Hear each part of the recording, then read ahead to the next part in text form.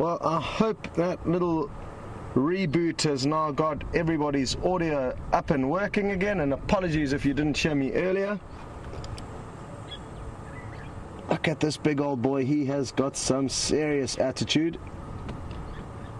I think the fact that he is covered in mud also kind of adds to the hardcore look he's busy pulling off. And maybe if he was just covered in regular fluffy fur, he wouldn't look so intimidating.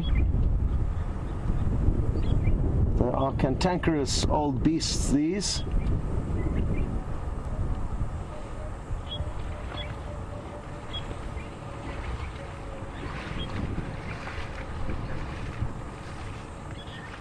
And it looks like even this other big bull has given way for him. Interestingly, there were a lot more buffalo here initially when we arrived at about half an hour ago, about 3:45. But they've all moved off, and just a few stragglers left behind. And what I would like to show you is all the marabou stalks just across the way there. I did mention that they were having a field day fishing. They're catching lots of what look like tilapia. Quite small, kind of 2 inches to 4 inches is the general size I'm seeing coming out. But let's take a look for a moment, and it won't be long before you see. There's one bottom left. That's got a fish. It's going to get it back up into the air now, I think. It's just trying to almost chew on it, it looks like, or has it lost that one?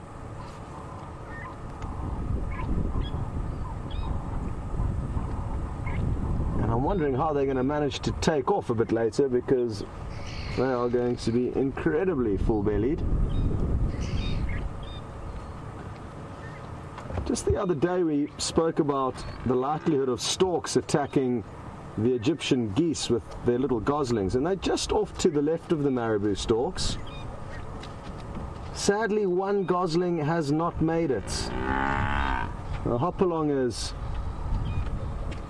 seems to have not survived. There was one little gosling that had kind of a problem with its foot. There were 7 initially, now there's just 6, and when I saw them walking down to the water's edge, there was no sign of hopalong. But interestingly, one marabou stork a little bit earlier on was actually showing some signs of interest towards the Egyptian geese and the goslings. And I did snap off a photo of the 2 Egyptian geese chasing that one marabou stork that was getting a little bit too close for comfort. So take a closer look here.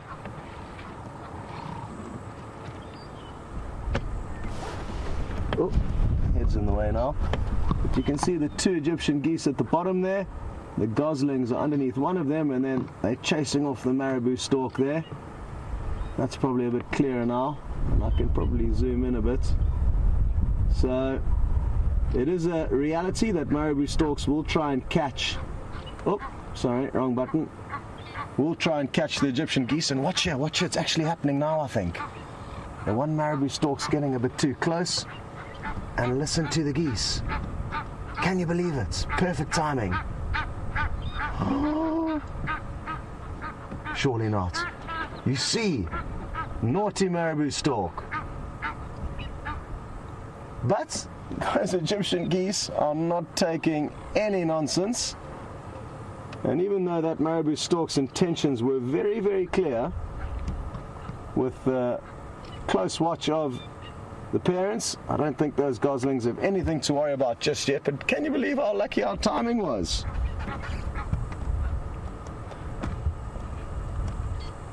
So I'm sure a lot of you are not going to be on the side of the marabou stork after that performance, and you'll be glad to know there's another animal that I think is going to put you in a good mood, because if the marabou storks catch a big fish, what is all likelihood going to happen is the individual sitting waiting patiently up in the tree here is going to swoop down and steal it from them. Now this juvenile fish eagle is showing some wisdom. Rather than trying to catch its own fish, it knows that these storks are probably going to catch a fish sooner rather than later. It's a bit too big for them to manage with, or deal with quickly, and as they carry it to the water's edge, that's when this fish eagle will in all likelihood swoop down and try to steal it. So that's something to look forward to. And one last, well, not one last thing, but another thing that we can show you now is the yellow-billed stork, which is a stork we don't see very commonly, and it's just standing on the sandbank in front of the marabou storks. So could well be a new bird for your bird lists. And if it's your first time joining these live safaris, bird lists are in the summer, and we suggest you get one going. And you'll be able to start your list with the yellow-billed stork. Again, it's not one that we see very commonly here. So a pleasant surprise.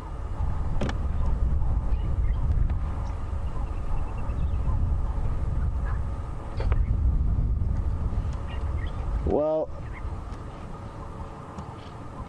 another thing for the new viewers is that this is an interactive safari, and you can send questions through at any time. Hashtag Safari Live on Twitter is the one option, or questions@wildearth.tv on email is the other option. And I'm very, very happy to announce that one of our fellow colleagues and presenters for Safari Live, Hayden Turner, is busy watching the show, and he's just sent through a tweet saying he's looking forward to getting back here and he's loving this sighting. Hayden spent a lot of time at this waterhole. And HT, can you believe how low it's getting? Absolutely crazy. And I hope all is well in London, and we're certainly looking forward to your arrival.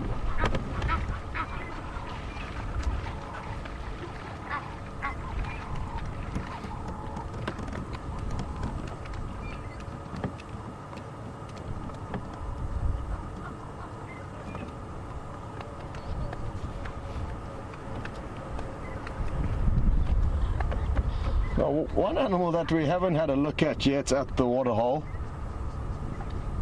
is probably the largest animal here, so quite bizarre that we've ended up showing them to you last, but you've probably noticed a few hippopotamus lying in the shallows here.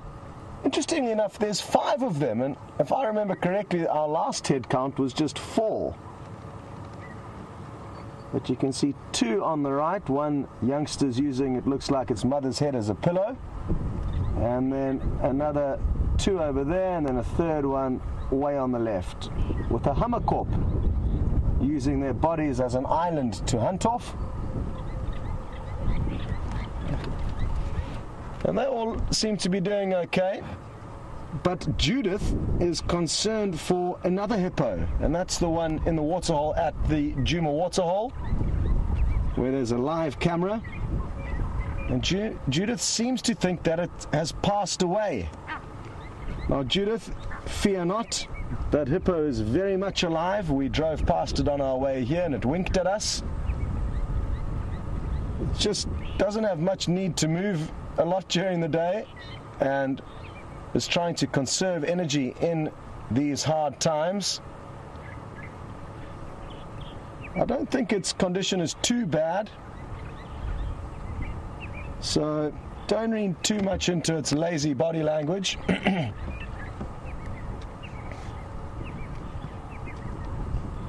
But one thing I must say and forewarn everyone is that there is going to be a lot of hard scenes and sightings over the coming weeks and months if this drought continues. Jandre, well done. Jandre is already on it. This juvenile African fish eagle is just soaring up above us. Wonderful. But it looks like it's thinking of going off to another waterhole to wait for a meal there. But let's wait and see. Who knows? It may come back in. It is coming back towards us.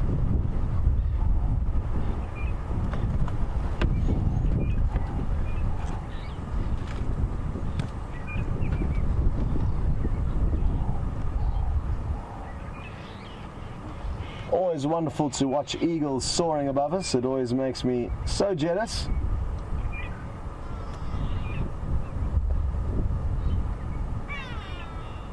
and it doesn't seem to be coming back any closer, so we're going to send you off onto the other vehicle, which is being commanded by James, and we will catch up shortly afterwards.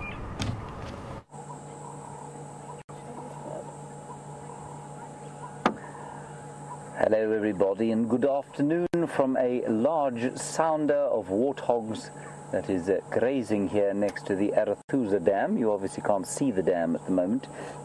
It's been a little while since I spoke to you yesterday afternoon. My name is James Henry, for those who don't know, and on camera we have got Brian. He is back from leave. He is still 6 foot, almost 7 foot. Intimidatingly large fellow is our Brian, and there is his thumb. Beautiful. Thank you, Brian. You're welcome. Now, there's a little bit going on down here, and we'll just have a look back at the warthogs now, I think. They are one of the most susceptible animals to drought, and so this presents quite a rough time for them. We're not quite in a drought. It is dry, as you've seen with Scott at Buffelshoek. There's definitely a drying of the water holes, but there is still quite a lot of water around from the dams in Buffelshoek. The Sand River is not too far from us, and of course there's this big waterhole in front of Arathusa. And as long as these warthogs can get water, and as long as they live in close enough proximity to it, they'll be fine. But remember, on those short little legs that those warthogs have, large-scale migration is obviously very difficult, and so if the water dries up too much, they're one of the first ones to really start to suffer. This little sounder, however, it's actually quite a large sounder, probably 2 groups that have come together, possibly because of the water, and they should be fine. Right, so that is the warthogs, and then over to the top of my head, which I shall just quickly remove out of your picture. There we go. There we are, some buffalo. Now, it always interests me that buffalo seem to sit in the sun, and I seldom find them in the shade, and I find that very odd, given that they are black, of course, and that means they will heat up slightly faster than some of the other animals. They don't have very long hair. In fact, they've hardly got any, so that will help. But they do tend to lie out in what I would consider an extremely hot environment. And then we've got some impala running off to the left-hand side of your screen there. They've just come down for a quick drink, and then once we've had a quick look at the impalas, and they are looking up, you can see them looking up there. There are tracks of a leopard, female leopard, around this area, and that's why we're over here, hoping that she might too pop down for a drink and bless us with her presence, if you like. And then if we go off to the right-hand side, we can see the water, the camp that is Arathusa. Mercifully, no sounds of angle grinding at the moment. Remember that when the guests are out of camp, that's the only time we can do any maintenance, so obviously things are all tickety-boo inside Arathusa camp today. And then there are a whole lot of hippopotamus. Now, believe it or not, Brian described these as swamp things, and I think that's a pretty good description of what you're looking at there. And that is a whole lot of water hyacinth that has covered the surface of this water. I don't think it makes it any less drinkable than it might be otherwise. You've got them calling. But certainly it makes it slightly more difficult, I think, for the hippo. Although I have seen them eating a bit of this water hyacinth. Now what I'm trying to do is to find the tiny little baby hippo in here called Lily. And I think I've spotted, maybe, Brian, to the left of the biggest swamp thing. Left there. Now if you zoom in right, yeah, I think that's that little bubble there is a tiny baby hippo. So you can't really see it, but it's right at the other side of the dam. And maybe the zoomy controlling the Arathusa Dam cam can focus in on that spot there. I think that you will find is where the tiny little baby hippo called Lily is sitting under the hyacinths. So that's what's going on here at Arathusa Dam. I'm sure, as Scott has explained to you, it's roughly the temperature of a neutron star out here, and there is a drying wind as well that is really rendering much of the grass that flushed green after that last 30 millimeters of rain that we had. It's now starting to turn all sort of wintry brown again, which is not great for the animals, but they will persevere. Remember that normally the proper rains only start in the middle of November, and Brent and I said 20th of November we'd get our first decent storm. So far we haven't been proved too wrong. We did have some very nice early spring rains, but I think the proper stuff will only start sort of closer to the end of this month. Right, let us drive slowly along and see what else we can see. We're going to head towards the drainage line there and see if we can't spot the leopard.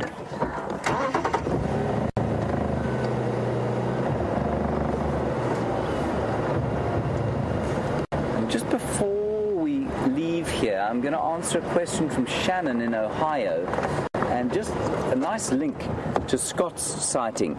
You had the little goslings there at Buffelshoek Dam. That is a family of geese there, and those ones are obviously substantially older than the little ones that you saw at Buffelshoek Dam, and I doubt that they all made it through. I mean, obviously these ones did, but they were probably a similar number to the clutch that you saw at Buffelshoek Dam, and unfortunately they do kind of fall prey to all sorts of different things out here, but probably largely birds of prey. Maybe the odd monitor lizard, but probably largely birds of prey. Shannon, you want to know how long it would take for a waterhole like this to fill up? How many hours of rain? Shannon, I wouldn't know in terms of hours. That would be difficult to answer because, of course, you can have soaking rain, you can have storms, so they all deliver different amounts of water. I would say probably we'd need about 40 to 50 millimeters, which in inches is about 2 and a bit inches of water before we'd have a decent amount of water at the bottom of these water holes. So I think probably about that much, and then ideally you want a bit of a flash flood to come through the drainage lines or the dry riverbeds, which will then fill up some of these dams. Right, and lots of swallows. Sorry, before we go on, and Brian, I don't know if you can... you might make viewers nauseous but trying to film them, but there are a lot of birds trying to drink from the surface of the water, and the insects of course will be doing the same thing, so the birds will be drinking from the surface and picking up the odd insect as well. There they are. Very nice, Brian. You haven't forgotten how to do it after your long leave. Well, it wasn't really long, was it? Okay, on we go. We're going to head towards a drainage line here, or this kind of dry riverbed that feeds this dam, and we'll see if we can't pick up on tracks of a female leopard. I think probably Shadow. And thank you very much to all of you who have welcomed Brian and his inimitable thumb. Thank you, everyone. There we go, Brian. Glad to be back. Tough to be back. That was the thumb speaking, everyone.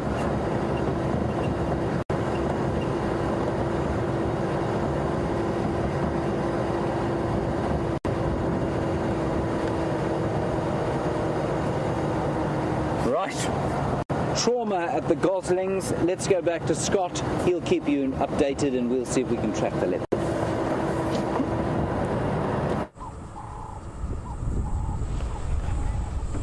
So, my heart skipped a few beats just a few moments ago, and as you can see now, the 2 Egyptian geese adults are feeding very intensely, and while their heads are under the water, 1 or 2 of the goslings strayed a couple of meters away, and there's 2 marabou storks that are just out to the left of the screen now, those 2 over there. And as soon as they realized that the Egyptian geese weren't kind of focused, they started edging closer towards those little goslings.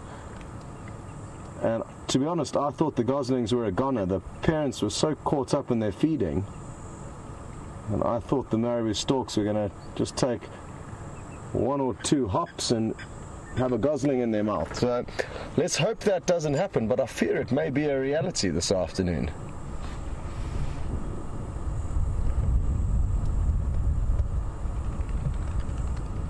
Happy to hear that James is heading off in search of a leopard. And I wonder which leopard it is around Arathusa Waterhole. Possibly Shadow, possibly Tingana. Look at this hammerkorp. They are great hunters and are incredibly quick, and what they'll do is they'll wait for a little bit of movement on the surface of the water and then plunge into the water after their prey. They're great at catching little fish and frogs.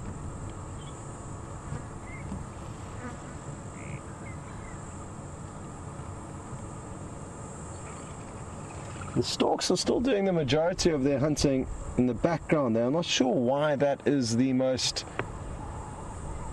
favoured spot, but it appears like that's where all the action's going down.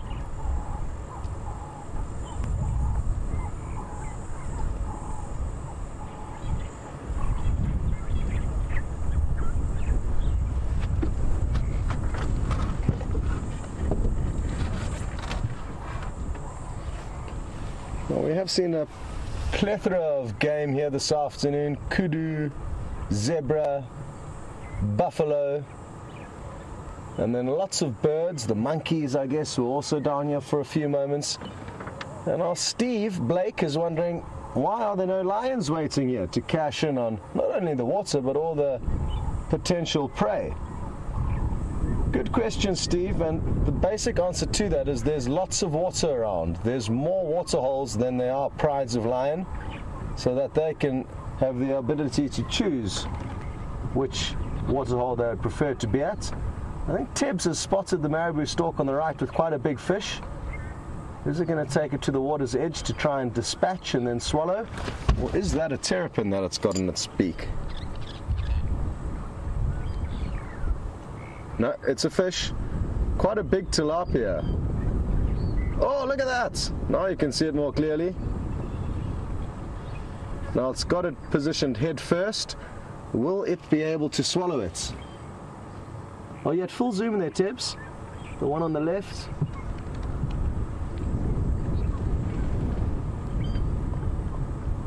There you go.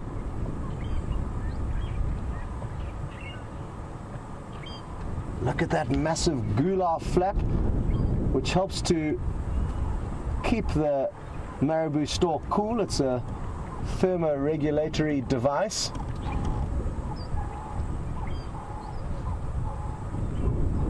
You see, this would have been a good opportunity for that African fish eagle to swoop down and steal this fish, but sadly its patience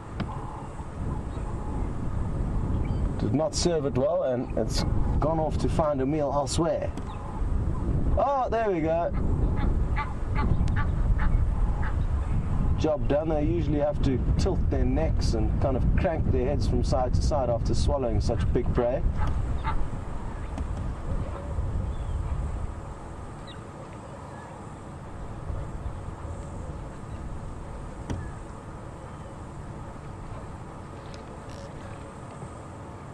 Sorry, Steve, so back to your question. Just before that stork managed to catch that big fish,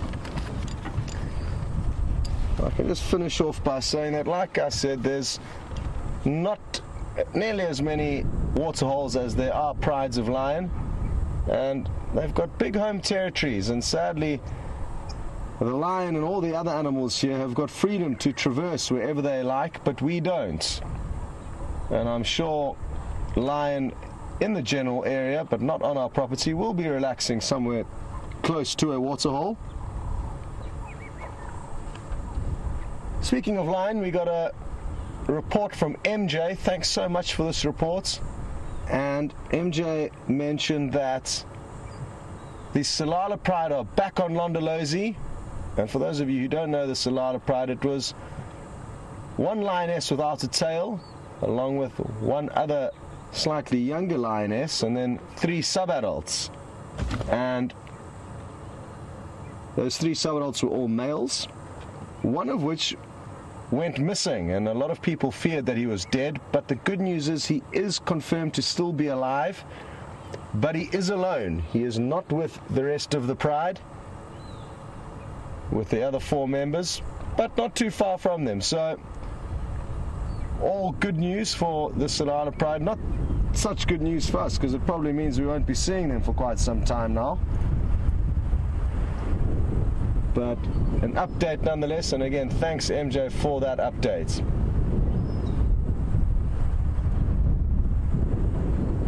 The wind is really beginning to howl now. I'm not sure if you can hear it getting picked up on the mic.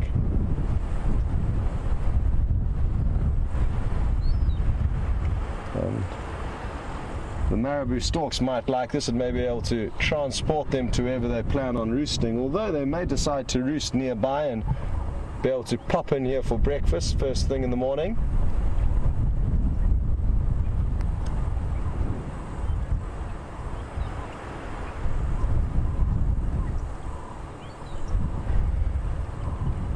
Now, always a tricky question when on safari as to what shall our next move be? Do we stay or do we go? We don't have any other. And good to have you on board, and also happy to hear that you are anticipating the arrival of the Woodlands Kingfisher. Now, I think Brent remembered that he saw his first Woodlands Kingfisher this time last year, actually almost to the day, if it is the 12th of November. I think it is the 12th. Either way, close to today.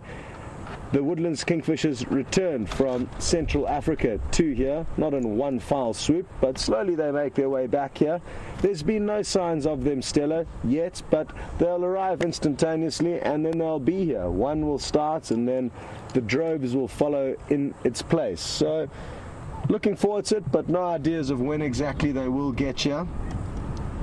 This drought may have certainly impacted their journey towards us, and it will therefore also impact on their arrival time.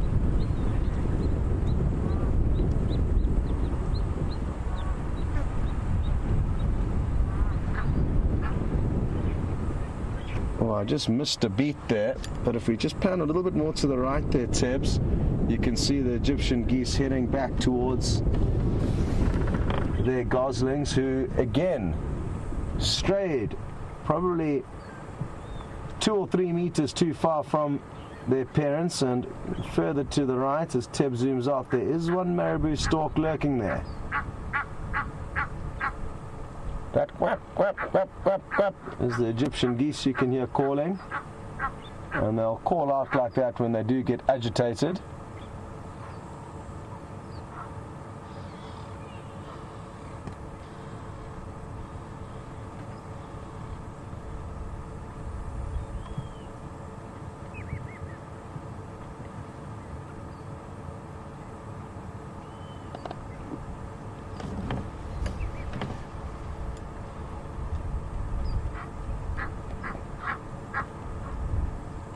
Ah, we have got good news, and we have some visitors arriving,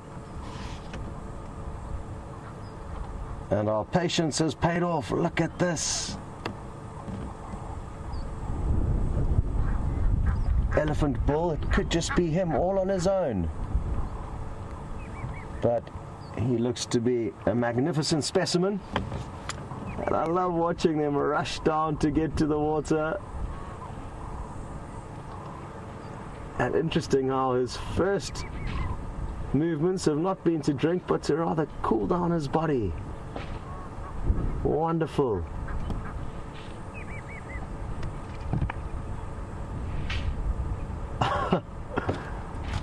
Imagine having a trunk, how much fun it would be. Or just being in an elephant full stop. Now you can see as he splashes around this water, it is not anything close to crystal clear, and just goes to show how desperate these animals are. They'll take whatever moisture they can get. I love those little sideways shots that he gives himself, and the audio that you probably would have been able to pick up too as the water splashed against his side. Now what he may do is he may even lie down in the water and roll around completely. That would be incredible. But he seems to be doing a good job covering most of his body with water just by using his trunk. Oh, he might be going for it. He is going to, I think. He's going to roll around. Come on. Now if it was deeper, he'd be more than happy to go for a swim, but as you can see, it's kind of ankle deep for the elephants.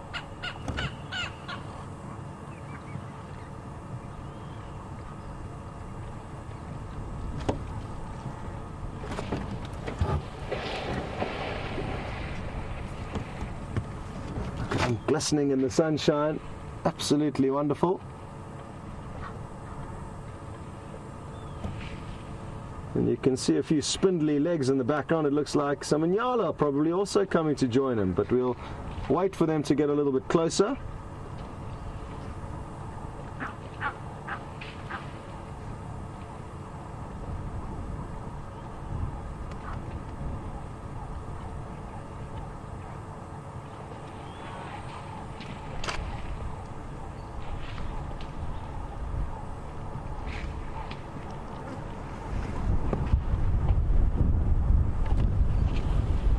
He is absolutely covered from head to toe. Oh, now he's using the kick technique. Look at this. Kick technique is very good to coat the undercarriage when you're an elephant. So I think that's what he was doing there.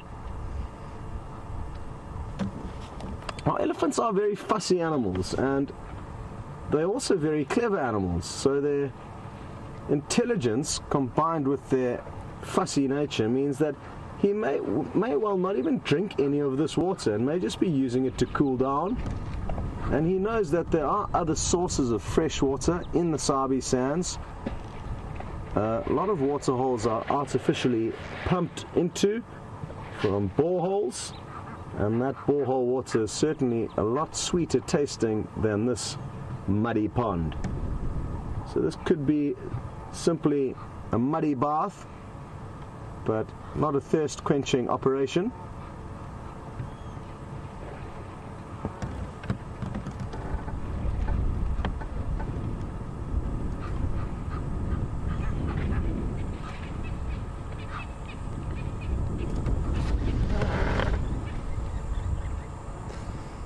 Well, while he's kind of on the go slow, we can show you a quick glimpse of the Inyala, which are making their way down to the water's edge. Such pretty antelope.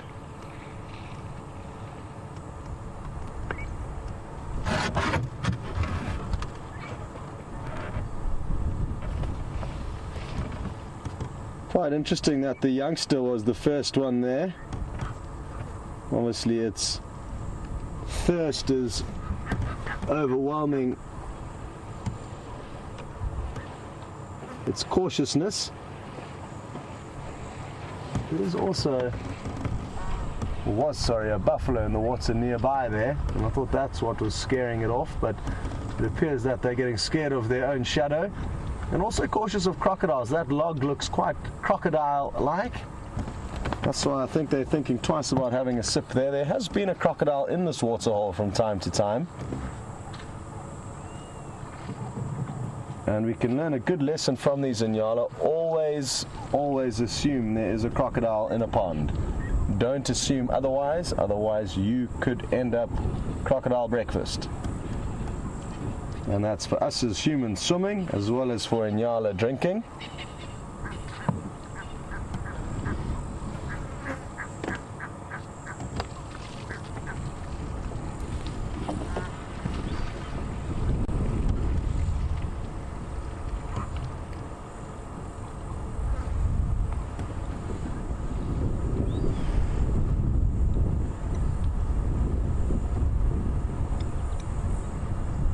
What I'm going to suggest now is we go off the Inyala. There's so much things happening here, and have a quick closer look at the goslings which are making their way towards us. And there's a lot of you who have just joined the show.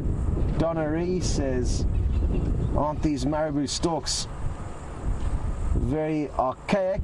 And yes, they do look like they are from the dinosaur ages. You're 100% correct. Let's take a close look at those goslings, Tibbs.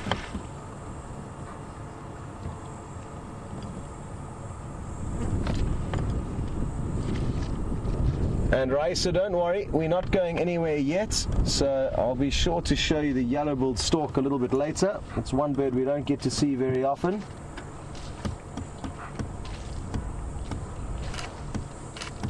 Cute. So there were 7, now there's 6, but that's life. And the 7th individual did have something wrong with its foot or its leg. It was hobbling around. But it'll be wonderful to monitor them more closely. And now that we've had a good look at them, I think we're going to have to move across to the Ellie now. He's come a lot closer to us, and he is shimmering and glistening like a bronze sculpture. Beautiful.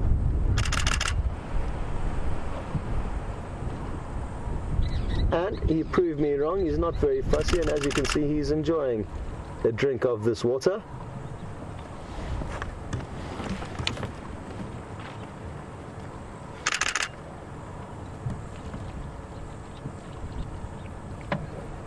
I love the way they play with their trunks. Look at how he wedged it in between his tusk there.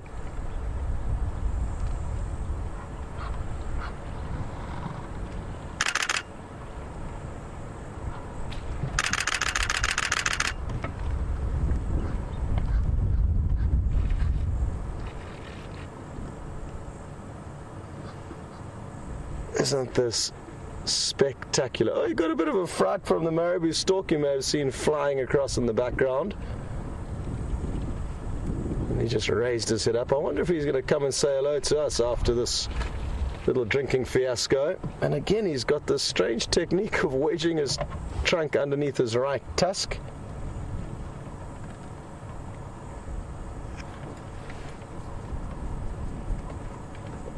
Hello, boy.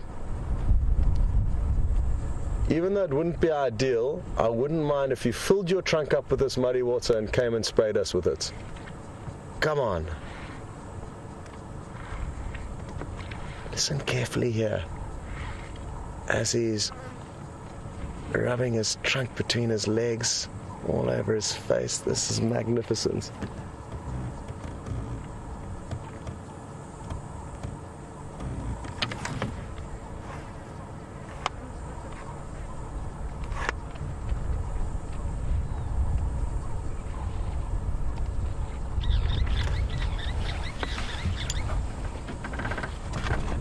Always happy to hear we've got some younger viewers, and this one is becoming a safari expert, young Isabella, only 4 years of age. Hello, Isabella.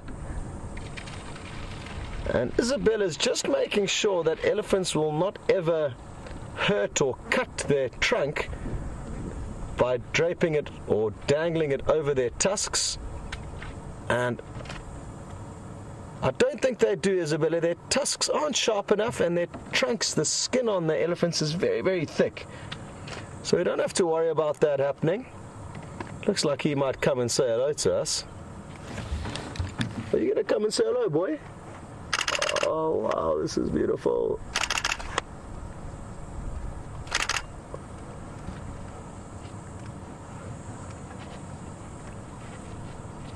And we're going to get a great low angle, probably silhouette shot as he climbs up onto this bank. Look at this.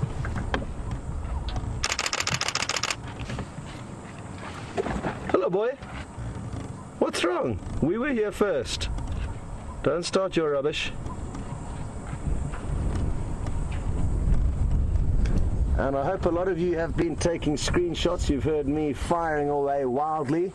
I may have one half-decent photograph out of all of those shots. Apologies for you having to go through that. But I do love my photography.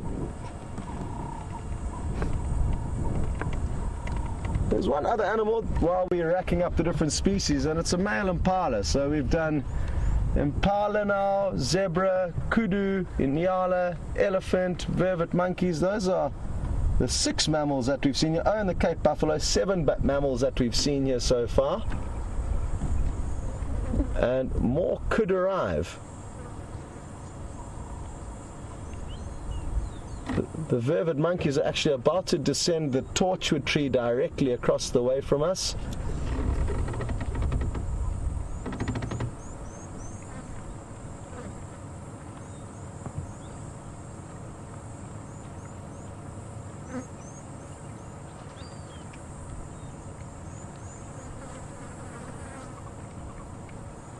We don't get to see vervet monkeys that frequently, so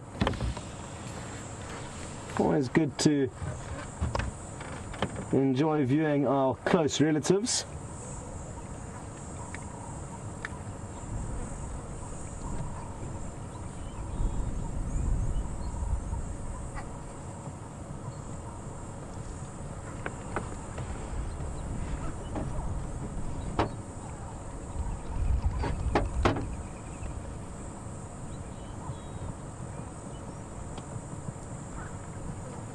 Hello, Carol, and wonderful to hear that you're watching and you're safely back home, I presume.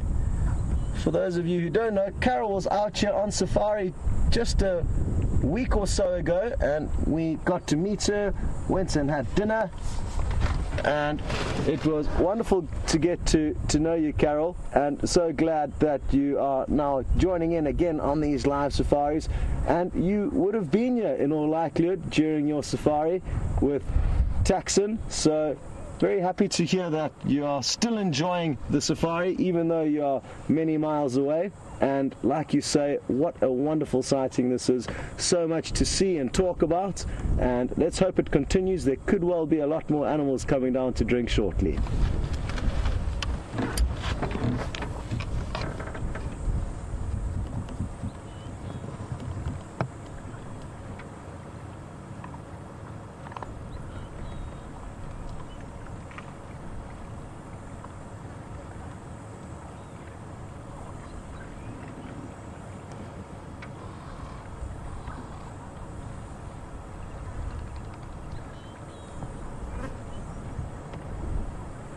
So it appears like the marabou storks have found a new little fish pond, and they're all hurrying across to this new area.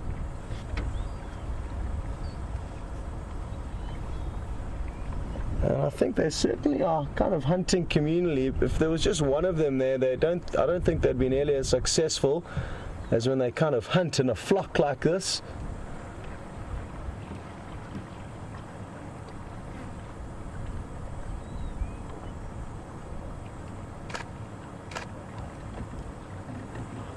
Just making sure not to get too caught up on action in any one corner of the waterhole, in the fear that I may miss something approaching from behind us, or just miss something happening elsewhere around the waterhole. There is so much going on here.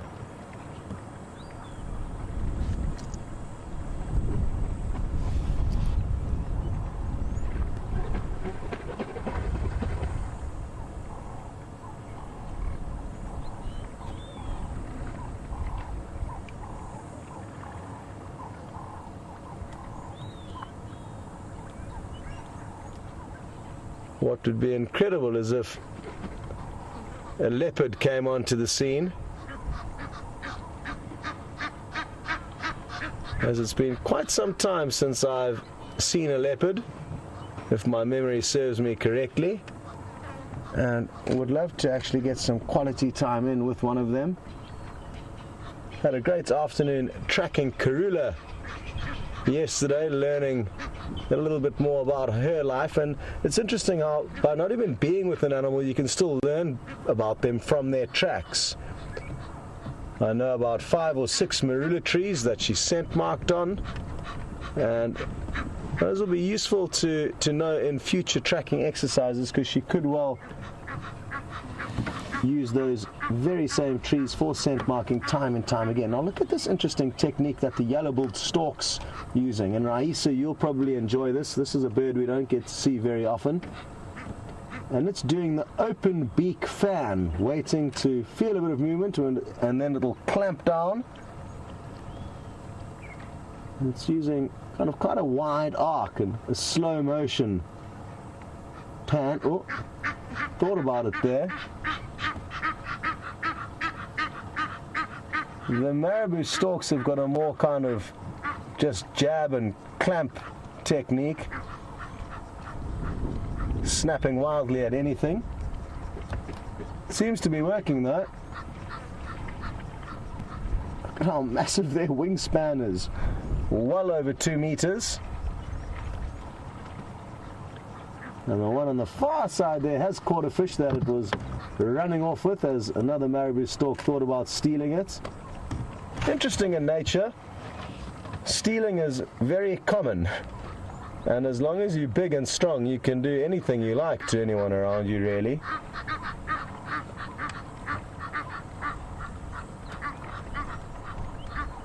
But thankfully, us as humans, well, at least, I don't know if it's the majority or the minority, but some of us prefer not to steal and are not too greedy.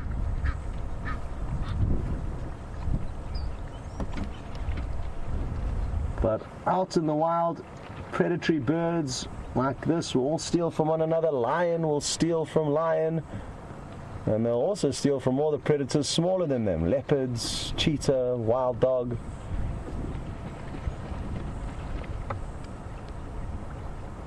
I guess this is one example of a lesson we as humans should not adopt from wild animals.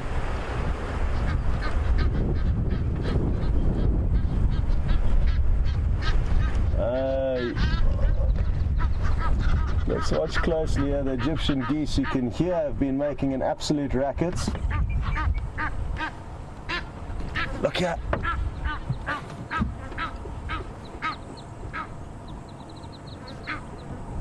And those 2 marabou storks just got chased off unceremoniously. Great parenting there. And all 6 goslings still there, so they live to fight another day.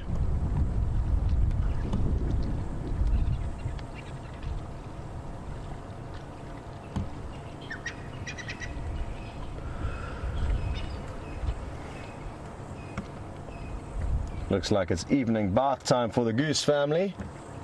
They're getting ready for bed. The hippos, on the other hand, will be thinking, or beginning to think about starting their day, if that makes any sense. They are nocturnal grazers, so they would have been sleeping the whole day here, and will need to head out in search of grass in the evening, as that's entirely what they feed on.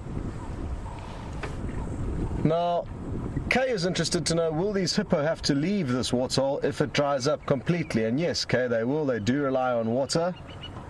And as I've said, there are lots more waterholes around. Just because we can't go to them and show them to you doesn't mean that they don't exist. There's life outside of Djuma and Arathusa. We are only allowed to traverse a pinprick of the Sabi Sands as well as the Greater Kruger National Park, so there's lots of places they can go. But if the drought does get severe to a point where there's nowhere to go, well, then they'll just have to lie in a puddle of mud and lose condition, get sunburns. Some of them will die.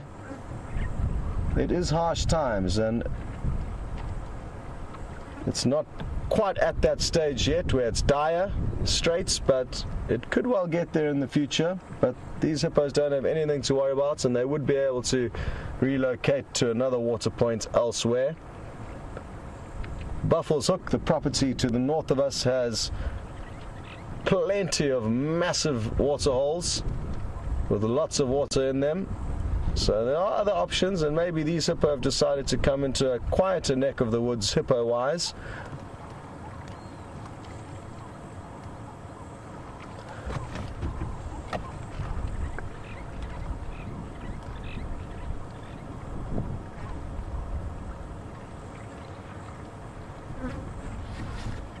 Still on the topics of hippo, Sarah in Ohio would like to know what happened to the hippo's back that's at the Juma waterhole, and some of you may have noticed a few small open wounds, and to me it looks like the skin is just cracked and opened there. It doesn't look like lacerations or wounds from a fight, which are very clear and quite deep.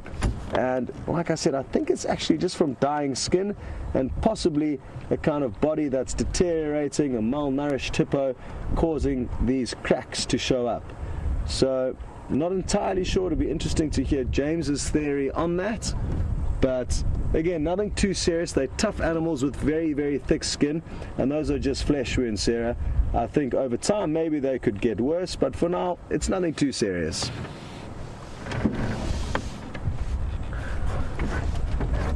Okay, I think I'm going to reposition to change the scenery a little bit and go and have a look at the view from the other side of the waterhole.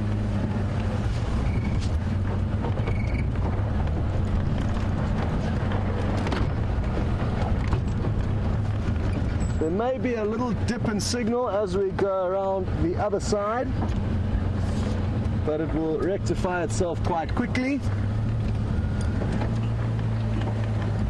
If it does in fact disappear, so be warned.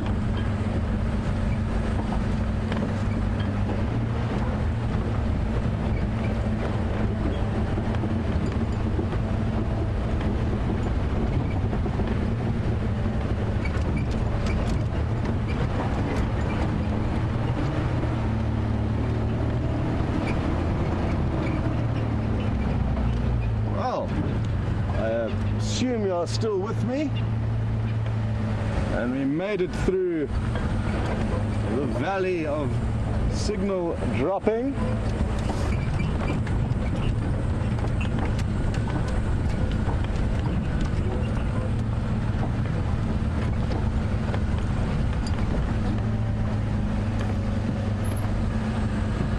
And at least now we can just have a slightly, before I disappear into that massive hole in front of us, we can enjoy it. Let me just reposition the vehicle actually a bit better.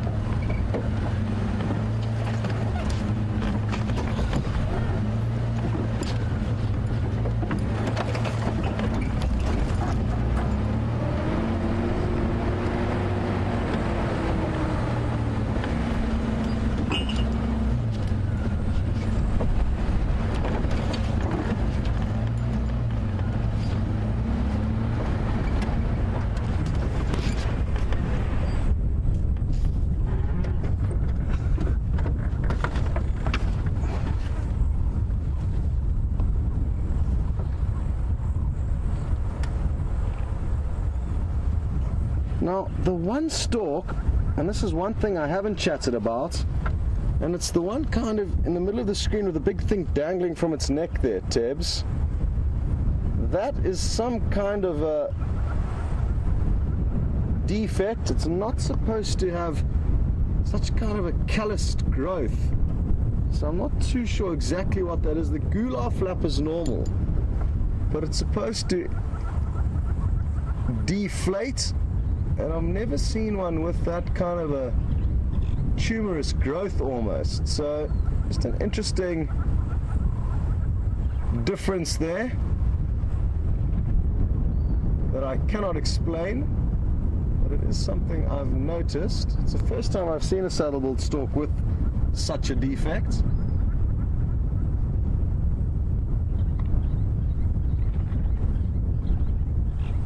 And as we parked up here, you can see how the wind really is gusting, blowing the water towards us.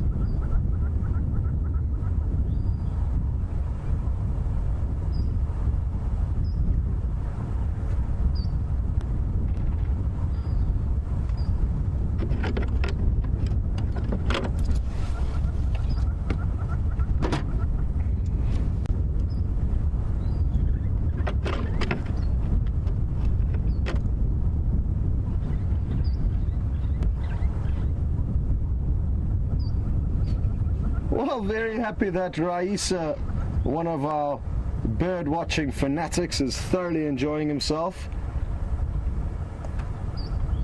And not only that, but also that one of their favorite stalks is here, and that's the yellow-billed stork. So before we leave, Raisa, and I think we are going to leave fairly shortly, I'm getting ants in my pants.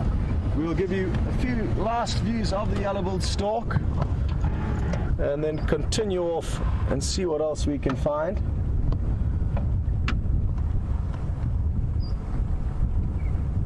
It's kind of changed positions ever so slightly, but it's still adopting the same slow motion hunting technique. More of a meticulous hunter, it appears.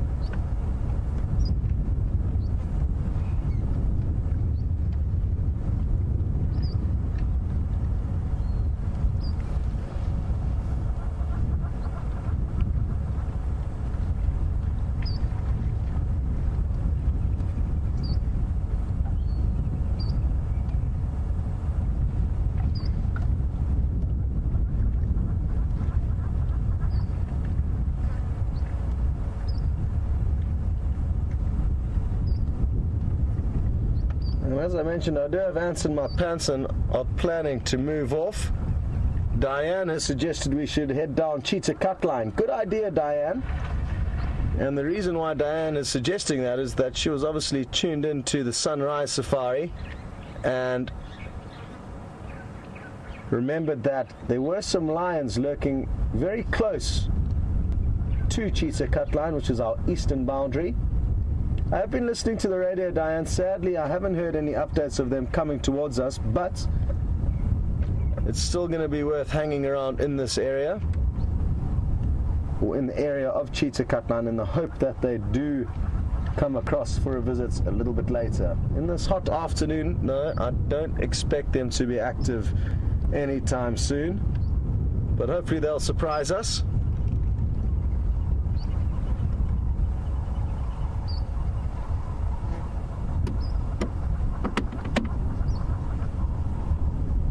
Great.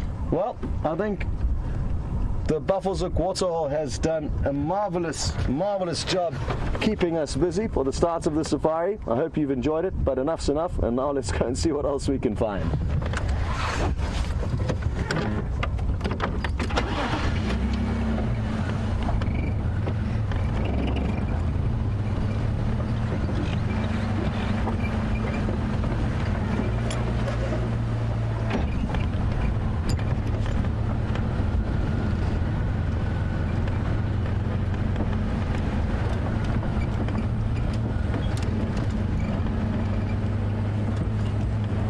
For those of you who didn't believe me that the hippo was in fact alive, the hippo at the Djuma Waterhole camera, apparently it's just been chased off by a large breeding herd of elephants, who then enjoyed spending some time there before moving off, and then the hippo returned. So it's alive and moving.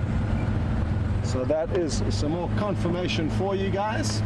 It sounds like a wonderful sighting, actually. So I'm sure a lot of you were multitasking and on two safaris at once, one at the Djuma Waterhole and one with us.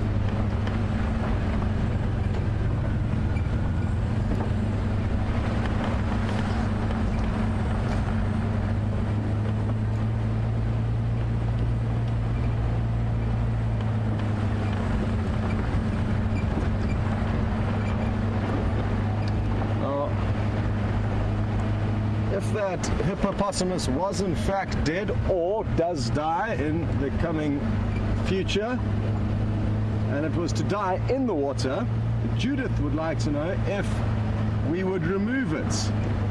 And yes, we would, or at least I'm fairly certain the owner of Djuma would task the staff here to remove it from the waterhole so that predators can feed on it, leaving nothing to go to waste, and also to prevent the waterhole becoming stagnant and full of dead, decaying hippo. So that will in fact happen in all likelihood. As we drive along, I'm just making sure there's no tracks of anything interesting along the road here.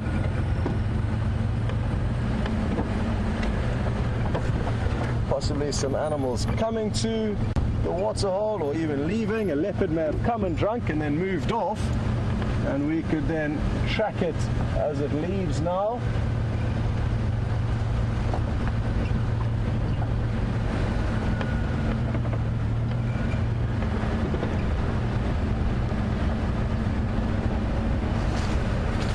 And it sounds like James is about to be ready to receive you guys, so that's great news, and he can give you an update on what's going on. We're just going to get one more question through and then you'll be on board with him.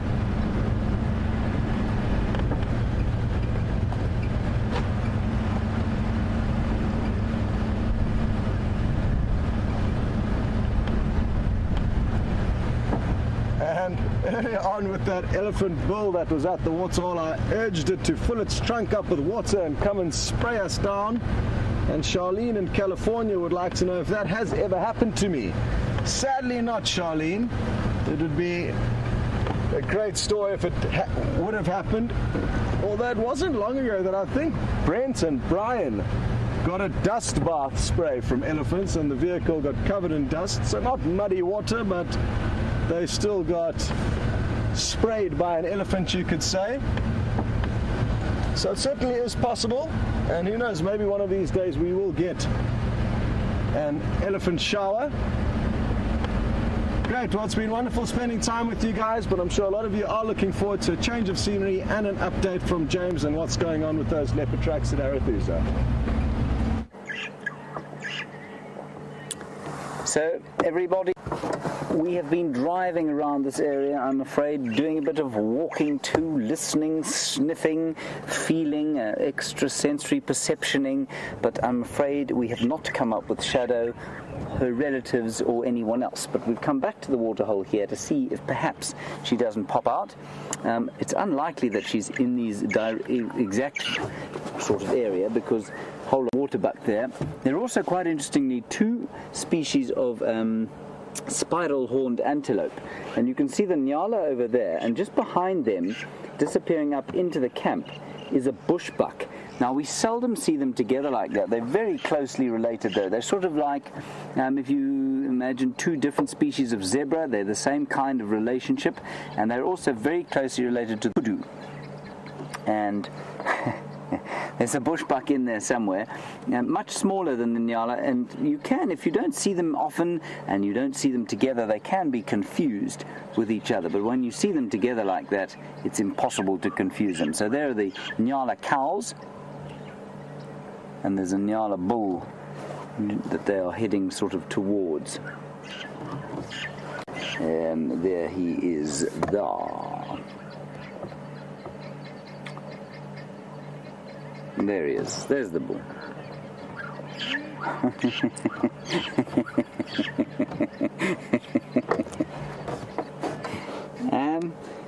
Brian, I'm going to let you field this one. Gracie, aged 8 in Ohio. Gracie, thank you for your question. You'd like to know from Brian, did he visit the circus that he used to go to when he was on leave? Brian, did you visit that circus? Unfortunately not, Gracie. I didn't get a chance to pop over. Gracie, the circus that Brian used to work for is in a place called Thailand, which is a long, long way from South Africa. So see if you can get someone to show you a map of the world, and you'll see how far away South Africa is from Thailand. But thank you for your question. I don't know if you did any trapeze while you're on leave, did you? Not this time. No, not this time. Okay, good. All right, there are also some monkeys just up ahead, so we're going to go and have a quick look at them. And there's a sort of quite strong breeze building now, and I think it's as the sun sort of starts to head towards the horizon, frankly, not fast enough, because it is still beastly hot out here. So we're just going to sneak towards this big jackalberry tree here on the termite mound, and there were some monkeys knocking about in here. Not a great sign if you're looking for leopards, because monkeys are extremely adept at spotting them, and they make a big noise as soon as they see a leopard. They go. Ooh, but there we go. There's a monkey. A whole lot of them. A veritable plethora. Well, two. Can you see them, Brian? They've just gone up there. There we go, you can see the bit of movement there. There you got the monkeys. The vervet monkey, not a velvet monkey as many people think. And they'll be looking for little bits and pieces of fruit up there, maybe the odd insect. And they'll be trying to stay sort of out of sight of us. This isn't a jackalberry tree, everyone. It's a scotia tree or weeping boerbean. Now we're going to drive a little bit closer to it because in the midst of its boughs there is a very interesting nest, which I haven't seen before, but there it is. Look at that quite astonishing construction. That is the nest, everybody, of a hammerkop or hammerhead. Now, you may or may not have seen a hammerkop while you've been on drive with us. Scott may have shown you one at Buffelshoek Dam, actually. But that is the nest in which the hammerkop lives, and you can see it is in a quite amazing construction. They can weigh up to 100 kilograms, which is the weight of a baby elephant, if you like, or 220 pounds.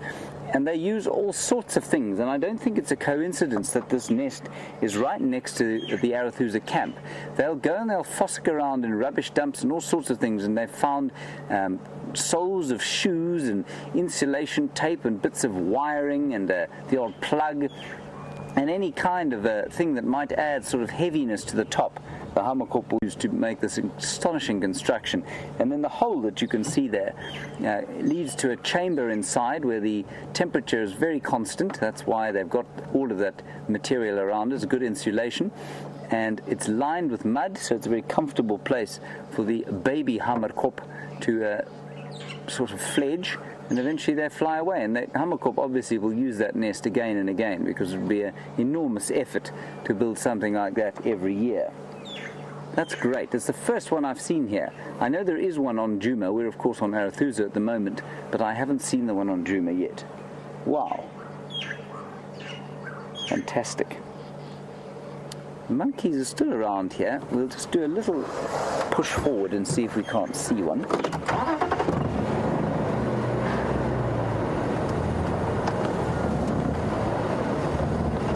In this tree,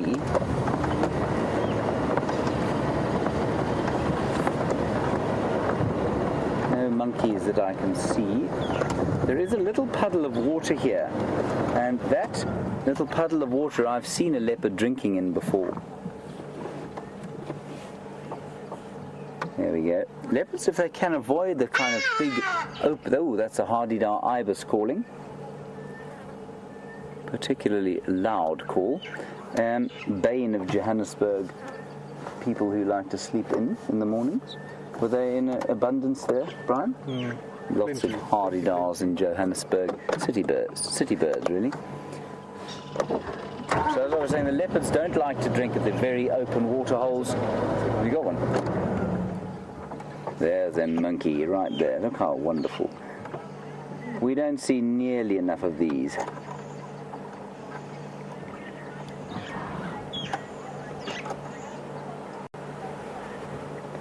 Now, that little monkey, I've actually just seen, and that's a, there we go, she's got a baby, a little baby, attached to her belly. And Dee Phillips, you want to know how often they breed. Dee, I don't think they breed more than once a year, actually. They tend to, I think their gestation period, I haven't looked at that for a long time, but I think their gestation period probably sits at roughly 3 months or so. But I think it would be very unusual to find a monkey that bred more than once every 1 or 2 years. Probably 18 months, Dee, I would say. Because they're primates, the babies tend to be a lot more dependent for quite a lot longer than many of the other, say the antelope, which obviously get up and run straight away after being born. There's a nyala in the background.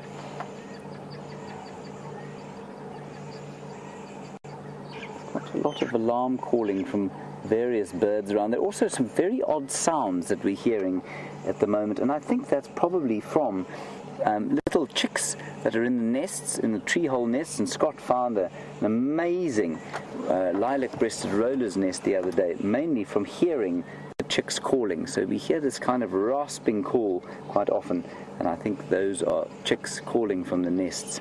They've just been born. Brian, just in front of us is a helmeted guinea fowl with his beautiful blue head. Look everyone, I've disappeared. There we go. Isn't that an astonishingly beautiful colour, that blue? I'm not sure how best to describe that blue, so if you'd like to help me along, hashtag Safari Live, tell me how best to describe that blue. Probably cobalt blue, if I was to have a guess. And you can see that guinea fowl, and I'm sure Scott's explained this to you today while you've been with him. It's beak open, and that's because it's so hot. And you can also see its throat flapping there. You can just see that blue sort of shining and twinkling, and that's because the gular pouch, which is a pouch in the throat, is flapping in and out, and that's basically exactly like panting. Just like a dog would be panting, so that guinea fowl is panting away. Very hot for him. Or her, could be either. Impossible to tell from here. Beautiful. That's the helmeted guinea fowl. We get two guinea fowls in South Africa, one the helmeted and the other the crested. And the crested is a ridiculous looking creature. It's got this kind of floppy hat of black feathers. It does look totally ridiculous. Alright, let's press on from here and see what else awaits us around the corner.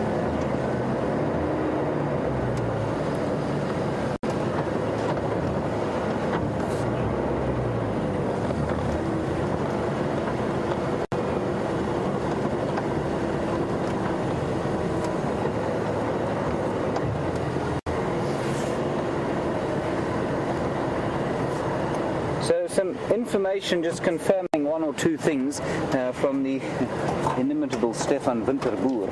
And just watch your heads here, everyone. He says monkeys can in fact breed once a year in some cases, and normally between September and February. So quite a large range of birthing time. And gestation period is more than 3 months. That's quite interesting. It's 165 days. It's actually almost 5 months. Thank you for that, Steph. Nice to end up with egg on your face on dryer. Excellent stuff. Right. Oh, I don't know. We can't go that way. We'll end up in Arathusa camp.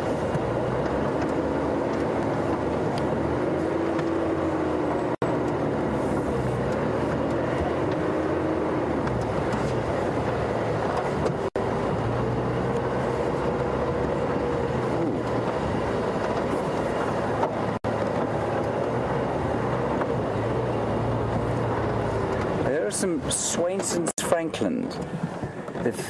Don't often see them. Now, we have a new wee viewer called Travis, who's just 7 years old in Pennsylvania. And Travis, I believe that you're a little under the weather. You're not feeling so well, so you're at home and not at school, which is a much better place to be, I think. And you're watching this and you're amazed that you can speak to somebody here in South Africa. Well, Travis, I'm astonished that I'm able to speak to you all the way in Pennsylvania. That is called a Swainson's Franklin, that bird there. But Travis, you say that you would like to see a monitor lizard. We had an amazing monitor lizard sighting on Arathusa the other day. But Travis, you really got to be very lucky to see a monitor lizard. They don't often sort of walk across the roads, but we do sometimes see them at the waterholes, and I know that there are a few around the Djuma waterhole, so keep an eye on the Djuma Dam cam if you're able to do that. Otherwise, we will definitely keep our eyes open for a monitor lizard. We get two kinds here. One, the rock or tree monitor, which has got a very stumpy nose. He looks like he's run into the back of a bus. And then the other is a water monitor, which is a very flat nose. Looks like a little bit like a miniature crocodile. Welcome, Travis. I hope you feel a bit better. Try and inhale some of the beautiful healing African air, and maybe that will make you feel a bit better. All the way from Pennsylvania.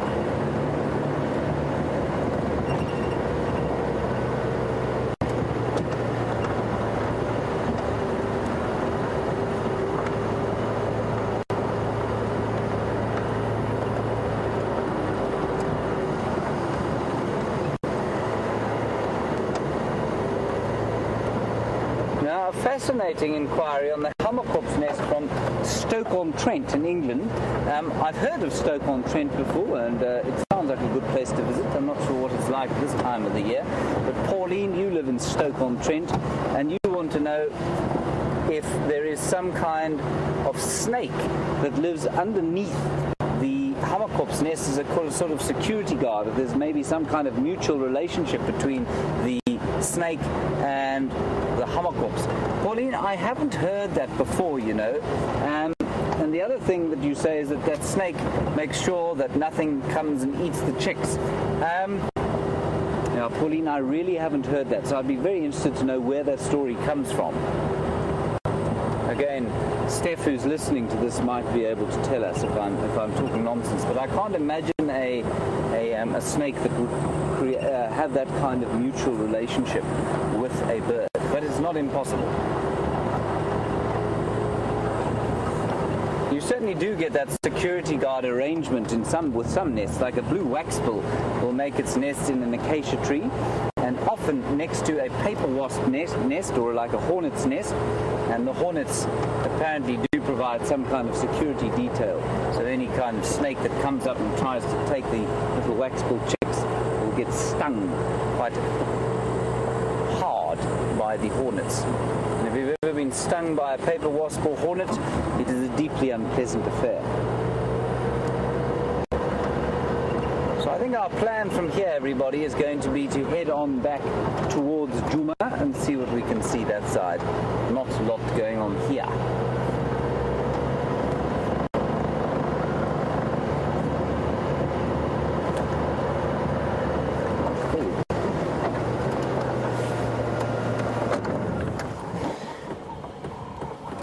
Michael Putoff, while I do a bit of road maintenance here, in Kansas City, that is a long way from here. I have also not been there. Michael, you want to know how many kinds of monkeys we get here? Well, in this particular area we only get one monkey. We also get a baboon though, which might be considered a monkey, I suppose. But in South Africa we get two kinds of monkeys, and that is the Samango monkey, which lives in the forests, normally on the coast and sometimes up in the mountains here on the Drakensberg, but they need forest to live in. They don't like to live in anything other than forest. And we've got the vervet monkey, and of course the Chacma baboon, which is might be considered a monkey, although it's a little bit further related from them. And interestingly, none of the great apes in South Africa, the chimpanzees and gorillas, are all up in the forests of Central Africa. And I'm not sure that they ever actually occurred here.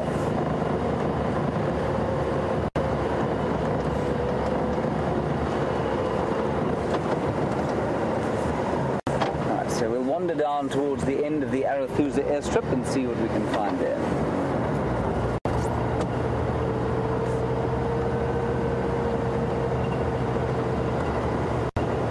We're still chatting about the monkeys, and we saw a female with a little baby. And D. Phillips, you want to know how do you tell the difference between a male and a female? It's actually the way you tell is pretty obvious. From the Afrikaans name, the monkey that we see, the vervet monkey, is known as the blauw aap, which means the blue monkey. And I think that has quite a lot to do with the fact that the males have got a enormously bright blue set of testicles. And the scrotum is a bright cobalt blue color, a bit like that guinea fowl's head. So that's what the males have. They're also much bigger, than the females. So if they were youngsters of the same age, then you'd have to look between their legs to know the difference. But if they were adults, the males are much bigger, they're stockier, they're not quite as elegantly built as the females are. And then if they get a bit dominant, they do that bright blue scrotum. So we're now on the Arathusa International Airstrip. I remember saying that a little while back, and it created a bit of consternation because people thought this was actually turning into an international airstrip where a Boeing 747 might land and disgorge its passengers into the wilderness of the Sabi Sands. Fear not.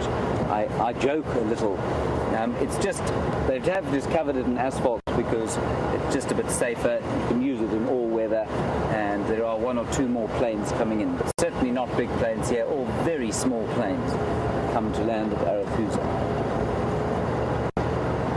It's the first decent airstrip that there is in the northern Sabi Sands. There are quite a few in the south and in the west, but none around here. So if you ever come here, you can fly directly into the lodge. You don't need to drive. You can land at O.R. Tambo International Airport, and you can fly straight out into here.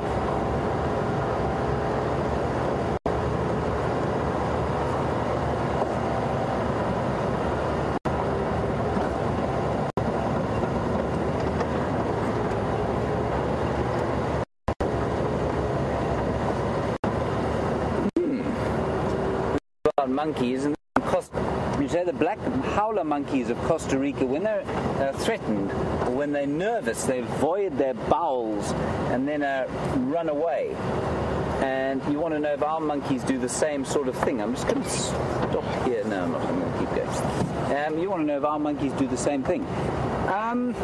Ruth, I haven't seen them do it, but I think it's probably quite likely. I know that there are many, many species that will do that. As soon as they're given a big fright, they void their bowels and they run. And what that is I think it's a response to, first of all, no, you don't want to carry any extra weight. It probably deters predators if they're suddenly hit in the face by a whole lot of effluent, which you don't really want.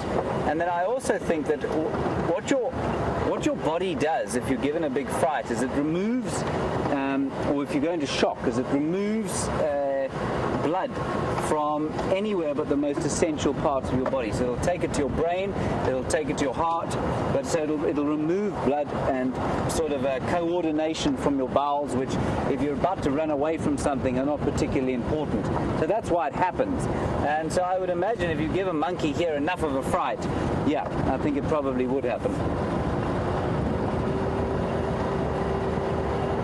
Great question, that, Ruth. Now, here is the air traffic control tower.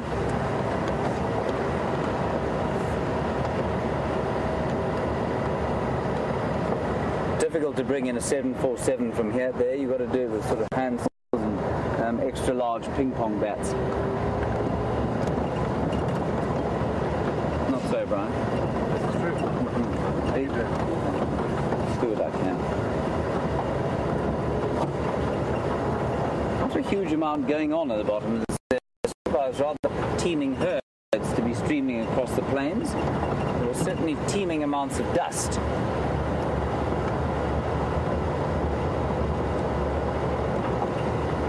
And we're right at the very southern tip of our traversing area. Flies and dust. The section that we're on now, Arathusa, is about 600 hectares, and in acres you multiply that by 2.5.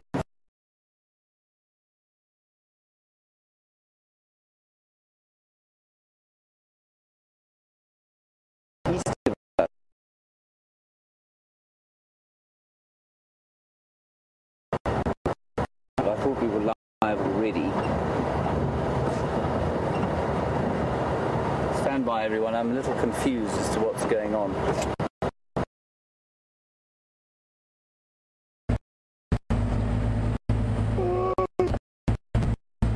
He's caught at the end of a yawn there, I think. And feeling very relaxed in the Mulwati riverbed.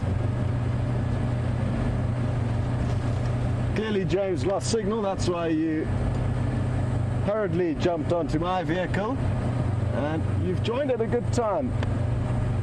I love driving through this riverbed.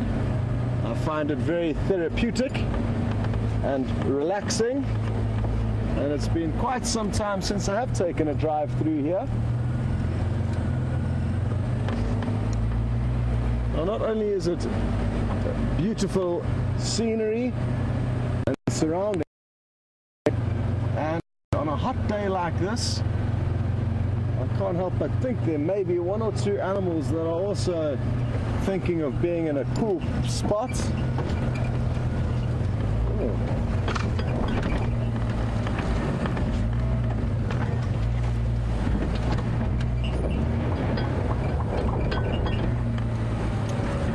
This isn't how it's supposed to go.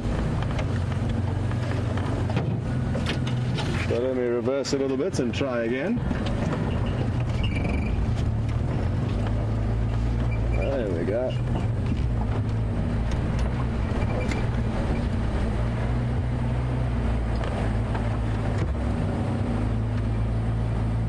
It's also one of my favorite places to see a leopard, in a sandy riverbed. I think it's one of the kind of ideal places to view a leopard. So hopefully that may happen. Once or twice we've had leopard sightings in this riverbed, but not as frequently as I would like to have.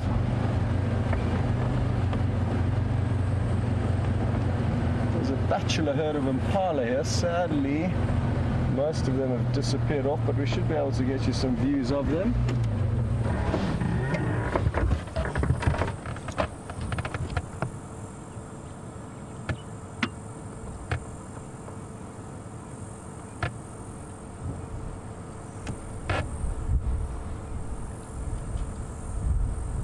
So at least some animals are on the same wavelength as me, and thought the riverbed would be a good place to hang out. Hello, boy. And off they go.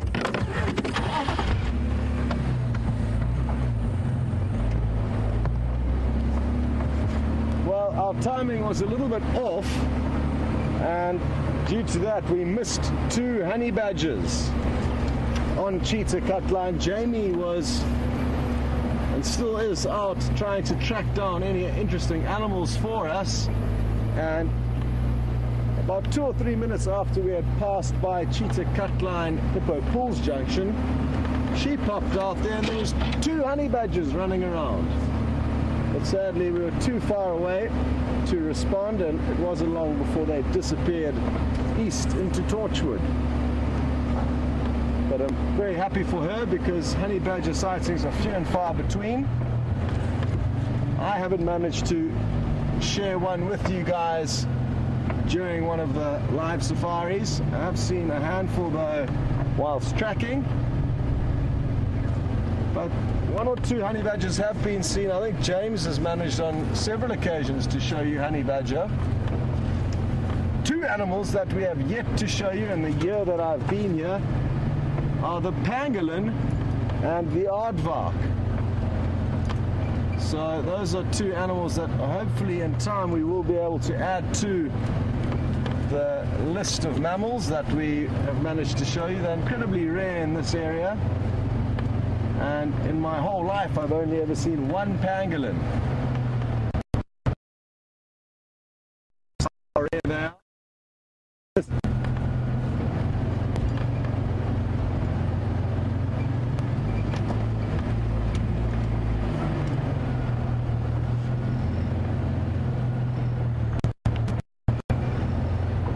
Speaking of mammals that we don't see or you haven't seen yet, Chris in Arizona would like to know if we get meerkats here in the Sabi Sands. And Chris, sadly no, we don't get meerkats here.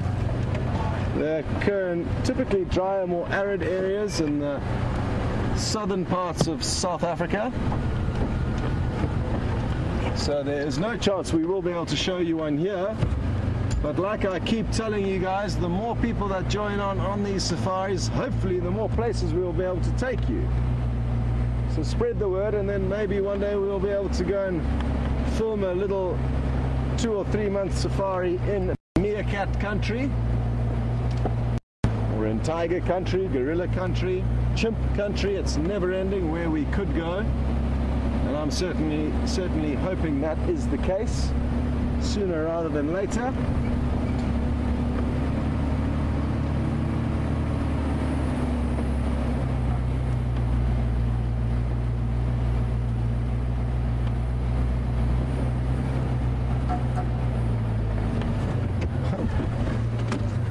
This is quite interesting.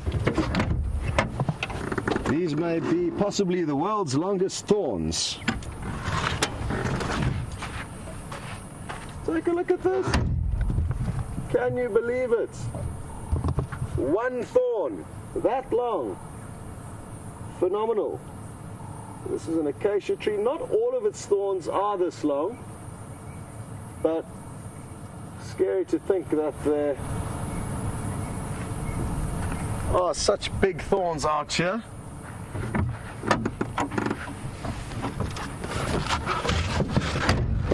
Would be perfect for kebabs, I guess, if you're making kebabs, or as we call them here in South Africa, societies.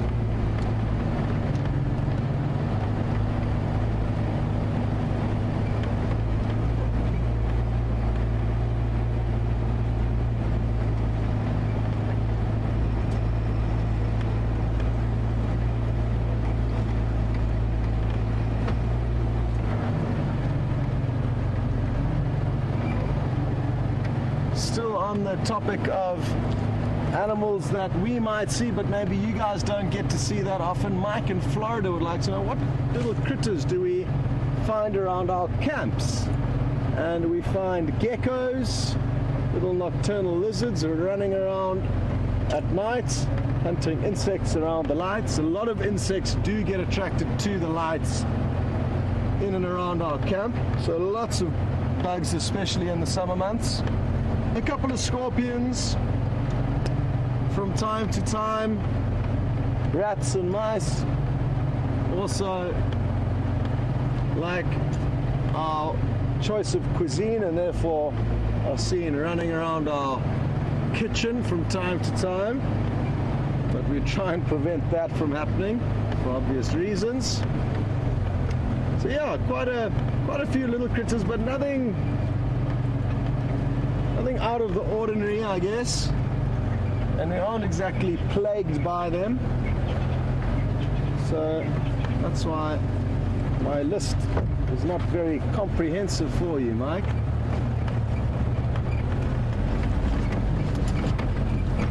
Get there, nearly.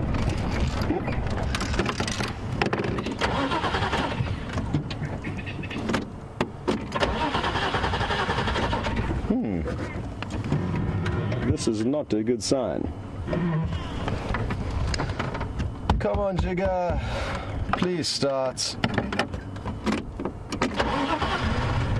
There we go.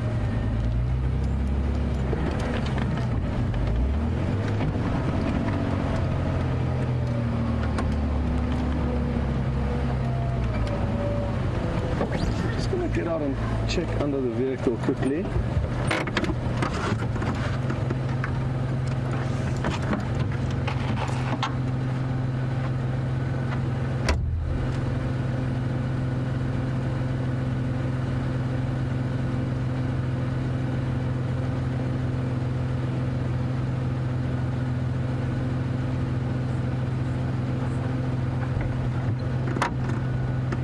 I can smell something that's not quite right. I'm not sure what it is.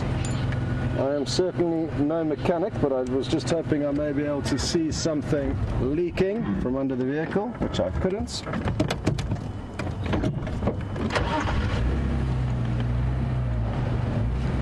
And we're going to send you across to James, and that way I'll be able to have a closer look as to what could be causing this mysterious smell. We have come back to Djuma, everybody. I'm afraid you lost us on Arathusa there. That's because we were at the very southern tip of where we can go. And old Wendy, well, she's a recalcitrant old bag, really, most of the time. And that was just a bridge too far for her to cross. I believe Scott is having trouble with the other recalcitrant bag that we have on the fleet, and that's old Jigger. So you're with us now, some impala up ahead, so we'll have a look at them.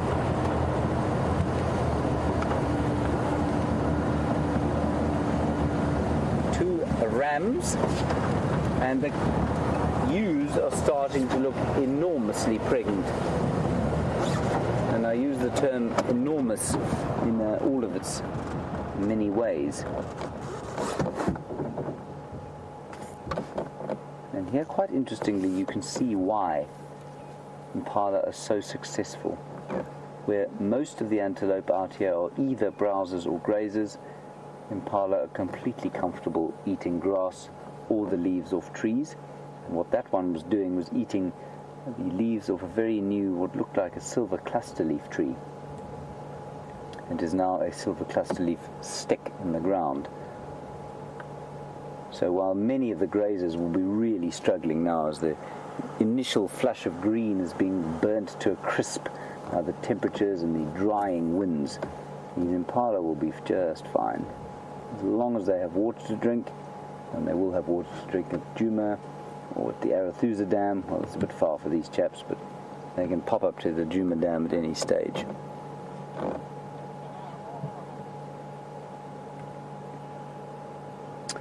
Right. Thank you, Brian.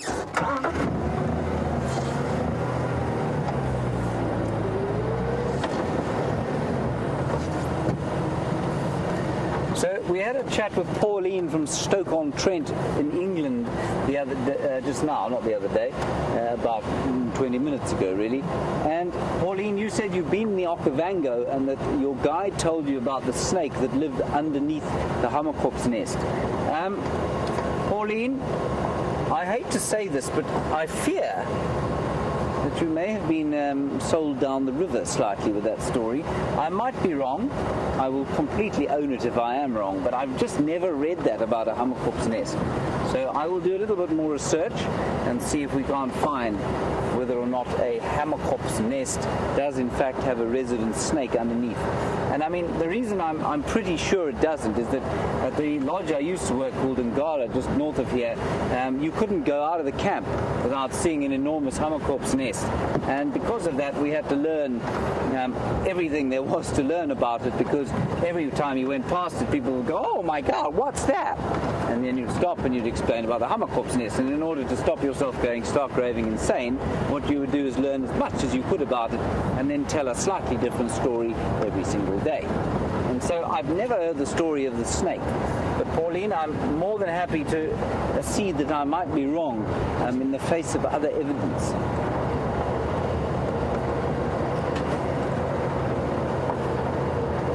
Very blustery as well today.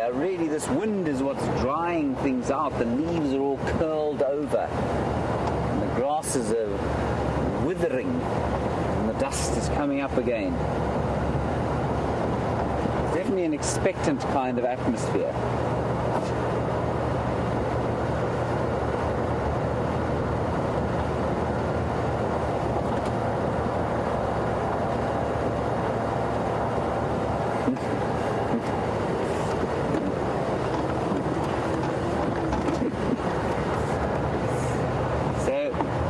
Driving along the Arathusa airstrip just now, and Cameron, aged just 5, you want to know if the aeroplanes ever run the animals over.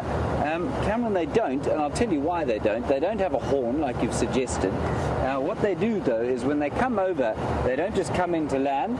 They will normally fly around the airstrip first and make sure there are no animals there, and if there are, then they'll fly low over the airstrip, and then the animals will run away and then they can land there. And often also, this is a rather magnificent kudu bull who is now running away at high speed just because we've seen so much else today. They are so magnificent, those bulls. They'll just sit here a little bit. There's another one there. We'll sneak a little bit forward. So Cameron, oh there we go, Brian's spotted one much closer that I missed. And you can see these are exclusively browsers.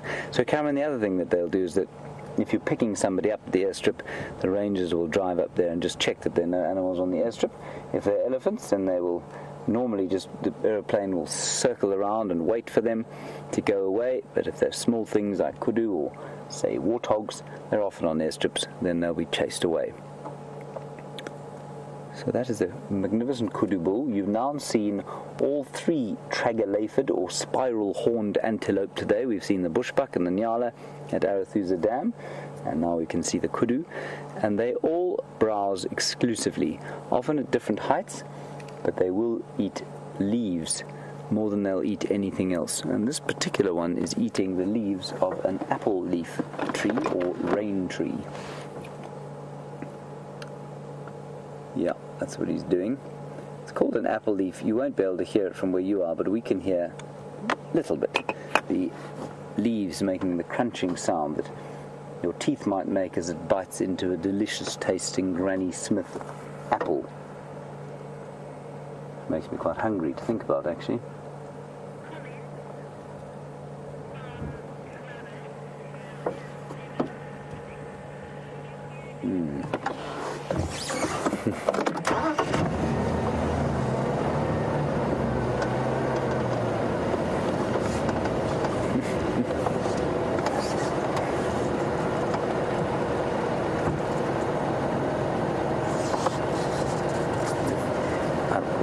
I was grinning there. We got so close to this kudu. They don't normally allow us to get anything like that close. He's been particularly confiding. It's really nice. Beautiful bull. We'll just stop here quickly. Travis, aged 7 in Pennsylvania. It is my pleasure to answer your question, so thank you for asking us. You are slightly confused. You are slightly confused about the fact that it's daytime here and nighttime where you are in Pennsylvania. Travis, this is not an easy thing to explain, but what I'm going to try and do, I can see some elephant dung up ahead, and I'm going to use that elephant dung to explain to you why it is daytime here and nighttime where you are. So Travis, hold on 1 second and I will explain it to you now.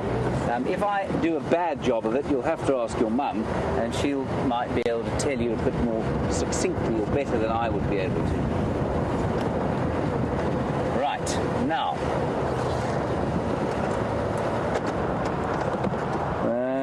we need a big piece of dung and we need a small piece of dung. I will find them, fear not. Excuse me 1 second, Travis. I'm coming back now.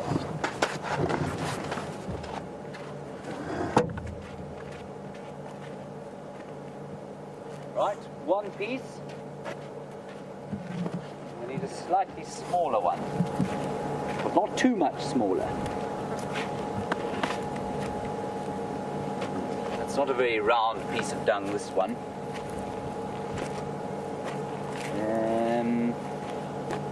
I tell you what, I know what we'll do. Right, Travis, this is the Earth. This is the Earth on which we live, okay? And this is the sun, okay? That's the sun. Now, Travis, for the purposes of this explanation, I live over here in South Africa. We live over there, and you live over here in Pennsylvania, right? Now, as you know, the Earth spins like this, okay? And if this is the sun shining on the Earth, you can see that where I live now, which is over here, it's daytime. But because the sun's you are this side of the Earth, where the sun is not shining, that's why it's nighttime for you. But now as the Earth spins, and so it becomes nighttime for me, so you can see how where you live over here, it becomes daytime. And that's why it works. So where you are in Pennsylvania, you're the opposite side of the world from where we are sitting here in Africa, at the southern tip of Africa, where it is still almost daytime. The sun's just gone down, so it's probably more like that.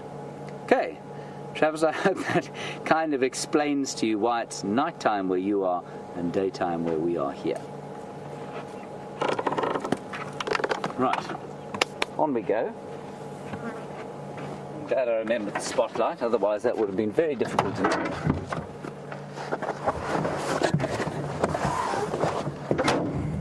Now I believe Scott is in some spot of bother, I'm afraid, in his car, and you may have seen a car racing off in front of us, and that was Jamie going to the rescue. Jamie is the most mechanically minded of the presenters, and so when there's a mechanical issue, it is her that we call first. I am the very last person to be called in a mechanical emergency. It's got a lovely plant too. Oh, this is very pretty. This is called a tall white squill, and it will eventually, those buds will produce a beautiful white flower. Isn't that pretty? That's really lovely. And they come up for a little while, they probably last 2 weeks or so, and then they just disappear, growing out of a bulb in the ground, and then they go dormant for the rest of the year. The tall white squill. I'll give you an idea of exactly how tall it is actually, or how short in my case. There we go. I am 5'8", so this thing is probably almost 5 feet. So pretty tall little flower, very wobbly, and will have very lovely white flowers actually. I'm not sure why I did that. That was very odd. I think it's the heat getting to my brain. Right, on we go.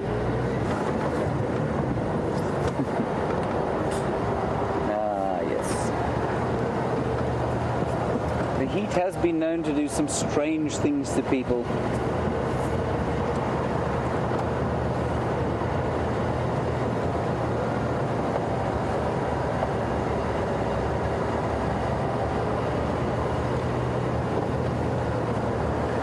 So Mike in Florida, I think you're sort of some way to clearing up our discussion on the hummerkorps and our sort of debate on whether snakes live underneath them.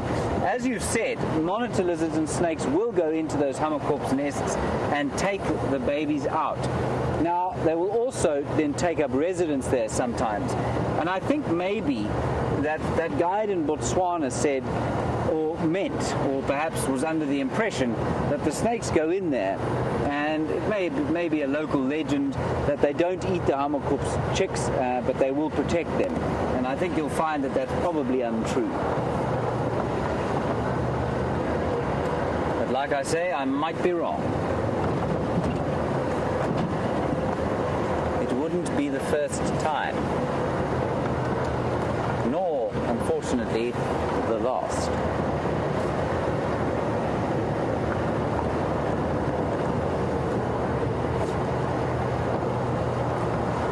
And then Gilly, also in Wisconsin, and thank you, you say that is a myth about the hummerkorps.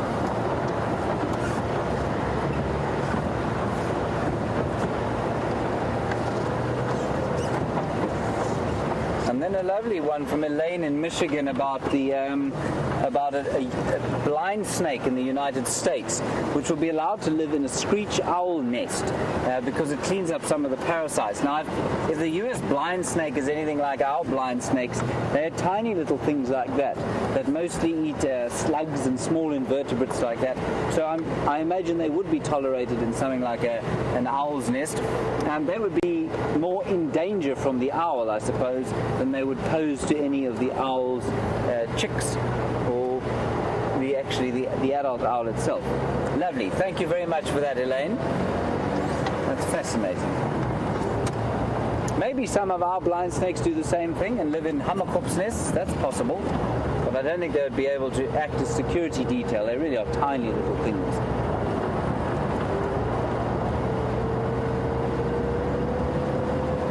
Brian, have you noticed how cool it's got as the sun's gone down? Wow. Yeah. You're joking, everybody. It hasn't got vaguely cooler at all. It actually feels like a hairdryer is blowing on our faces.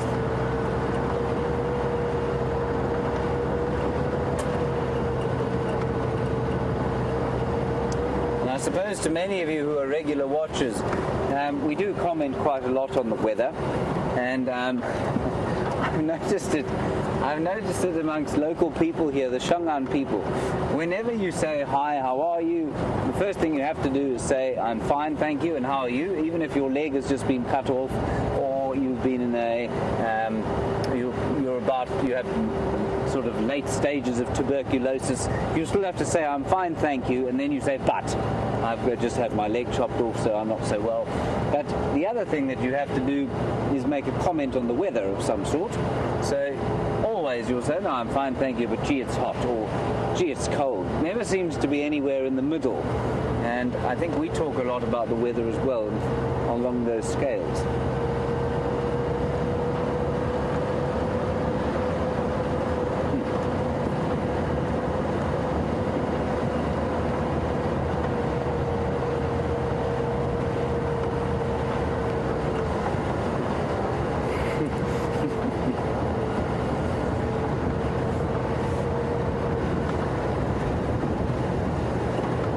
Kind compliments for the demonstration of night and day on the dung, and Diane, you say, "Well done." It's a very good joke, Diane, thank you for that. And Mark, you want me to do a bok drol spook. You want me to do a bok. I'm sorry, Diane, I'm just going to compose myself a second. Thank you. Mark, you want me to do a bok drol spook with a piece of elephant dung. Now, bok drol spook, for those of you who don't know, means basically means goat dung spit, and the size of my mouth will preclude any kind of bok drol spook with an elephant dung. Thanks very much for that, though, Mark. Where's Steve Tyler to come from Aerosmith to come through here? He might be able to do bok drol spook with an elephant dung ball, but I will not, I'm afraid. Few impalas here. We're heading down towards the Djuma Dam, and I'm going to sort of swim vicariously. It would be so nice to be in some cooling water now. And I'll just have a quick look at the impalas here, and on the other side there's a Nyala bull with some impalas, and he'll be using them as a security detail. They're very sharp, they like to hang out in groups, and they hear, smell, and see very well.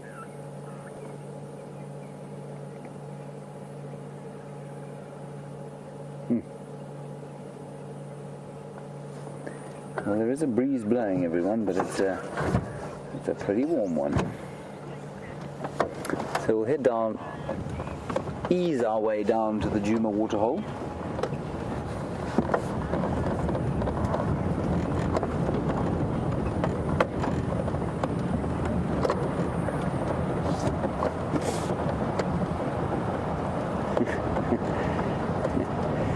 So, another question about the different sort of climatic conditions, if you like, on various parts of the planet. Isabella, aged just 4 years old, you want to know why, if it's windy here and it isn't windy where you are at home. Isabella, you are so very, very far away from us that it's very different. So I don't know whereabouts in the States you are, Isabella, but if you're in California, the weather will be very different in New York, for example. And we are, if you take the distance between California and New York, we are more than 10 times that distance again. So we are so very far away from you. And that's why the weather's very different here. Astonishingly, there's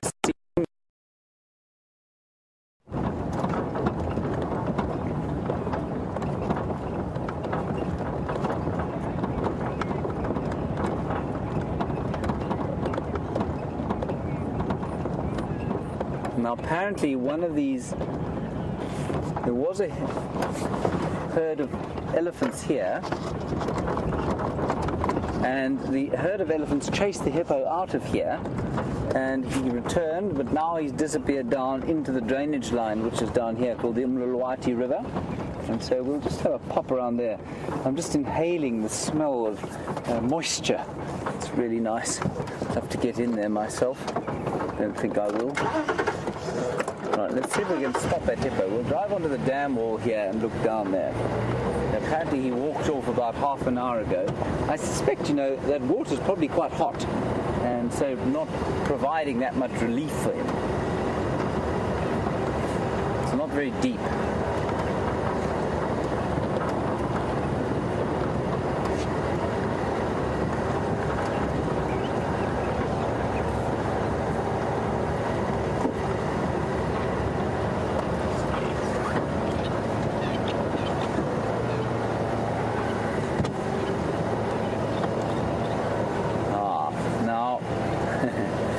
As we go into the summer, of course, you will notice that the insects are attracted to light. Lots of insects. And Ravi, you want to know why it is that they're attracted to light. Ravi, as far as I understand it, what happens is that a bright light for an insect, you say it seems suicidal. It is almost suicidal, but apparently it creates a kind of an automatic response in the nervous system, and what they do is they fly and they start to spiral towards the light, and then obviously they fly into it, and it would seem to be almost involuntary. So I don't think they do it on purpose. It probably has something to do with insects that are active at night are probably just overloaded. Their senses are overloaded by bright lights, which wouldn't normally occur. So I suspect that's what it is. So the hippo went down here, apparently, but I don't see him anywhere. He won't be a happy camper at the moment, especially having been chased out of the water by a whole herd of elephants. I wonder where the elephants went. We'll just ask Final Control to tell us, and then we might head off in that sort of general direction.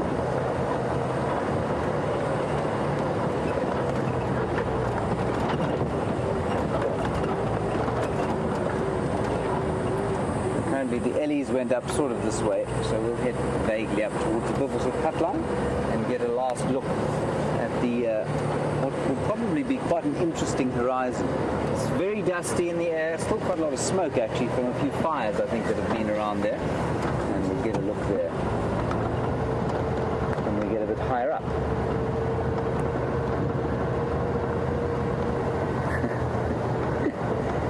Oh, poor old Scott, I've just had an update. He is having manned the fort so manfully for most of the afternoon. Jigger has decided that he or she is going on strike. This is not an uncommon occurrence for the Land Rover, especially an aging one.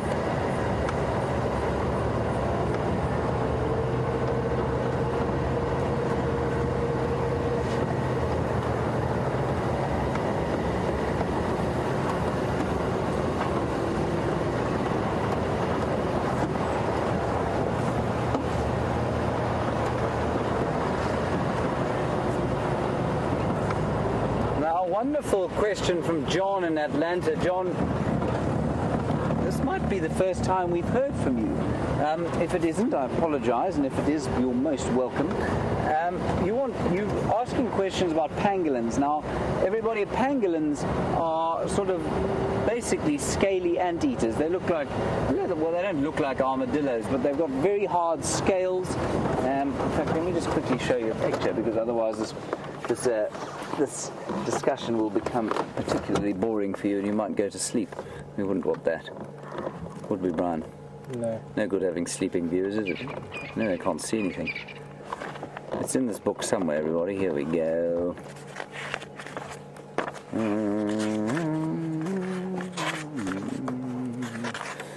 I will find it eventually. No, I won't. It is in here. I've seen it here. No. Right, here we go. Whew. There is a pangolin. and it eats largely ants and termites. That is an otter, in case you were wondering, and below it is the aardvark or aardvark. But the pangolin in the middle is what we're talking about. So John, in Atlanta, you have made mention of the Asian pangolin, and you say that they're endangered because people use them for meat and for traditional medicines, and are the pangolin here endangered for the same reasons? To a certain extent, but no, not nearly as much, I don't believe. People do still try and get hold of the scales and sell them for traditional medicines out here, but you know, they are so uncommon and so secretive that it's really, and there are lots of studies done on them in these wildlife areas, but they're almost impossible to find here, although they are around and we sometimes see their signs. So I wouldn't say that they're totally unthreatened, but I think because of our large protected areas and their secretive natures, you'll find that they're probably okay. I've seen 2 pangolins in 10 years, so very, very unusual to see them, but they are around. Very nocturnal as well.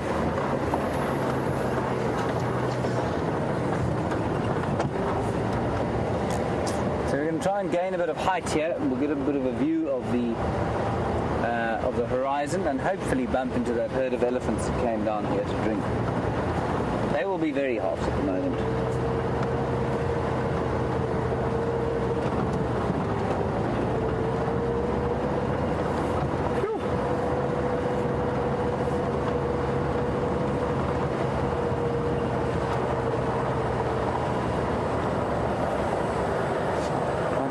Something to eat, Brian. Have you missed your bush snacks while you've been away? You have? I have. Okay. I'm very keen for a sour plum. A sour plum I would love too. A sour plum, everyone, is like a reverse sour worm.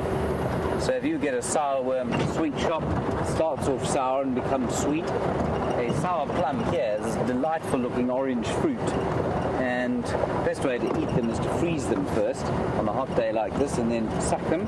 And they're very sweet to start with, and then you get whacked with an extremely sour, tart taste. But I think they'll only be out a bit later in the season.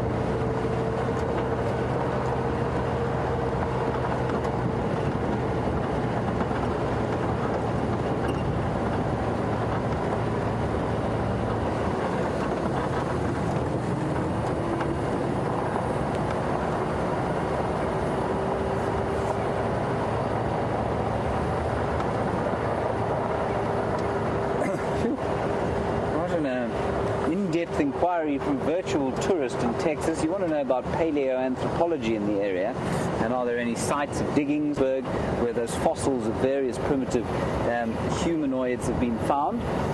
Nothing like that in this area, and I suspect it's because we don't have those. We don't have a history of sedimentary rock or limestone, and we don't have a history of caves in this area. Very ancient landscape, this, and I think the chances of fossils being left in a place like this are almost negligible. Lots and lots of more recent stuff, and by more recent, I mean we could be talking sort of 60,000, maybe even 100,000 years old. But that's just from tools and perhaps the odd midden site. But you see not a lot of caves around here, and definitely no fossil diggings in this particular area.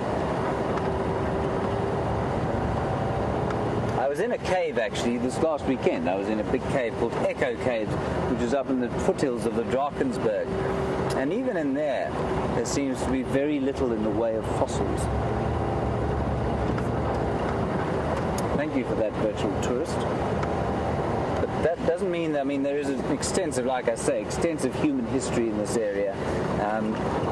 In terms of the local people that live here now, the Bantu peoples, they were probably here probably from about 500 to 900 AD. They came into this area, and certainly they were mining bits and pieces of gold from the rocks north of here, Tulamela, and at Mapungubwe from as recently as as long ago, shall I say, as 1300 AD, and they were trading actively with the coast.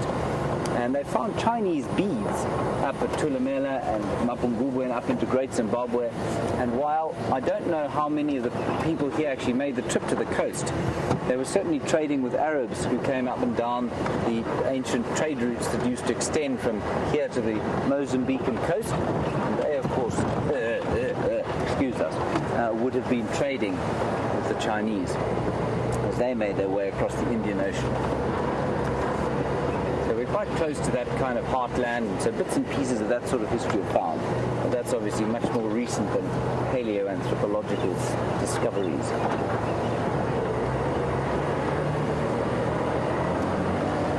Alright, so let's push up to the top of the hill here. Come on, Wendy. Too long left. Don't think about jigger.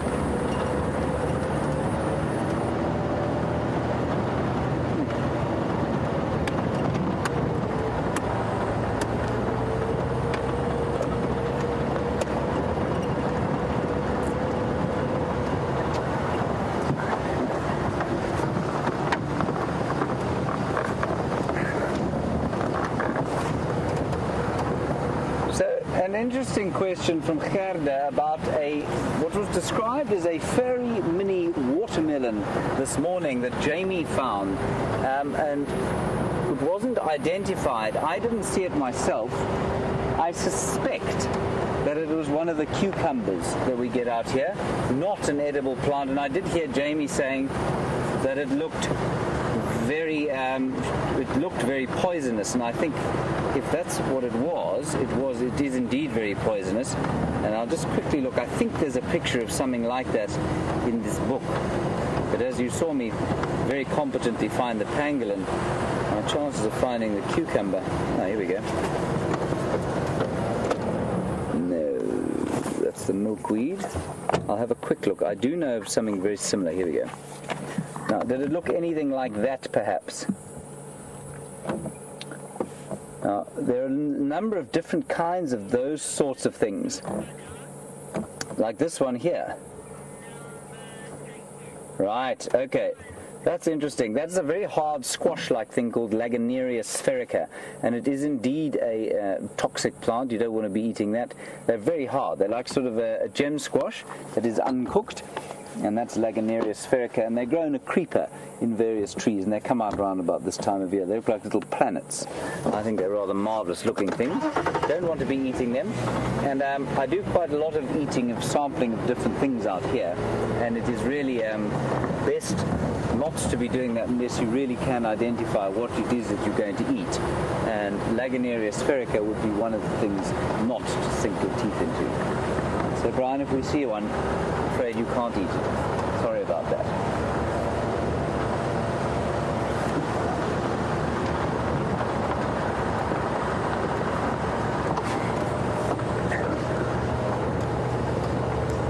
Now, we saw a picture of that little pangolin earlier, and Heidi in Canada, you want to know, do they walk on 2 legs or on 4?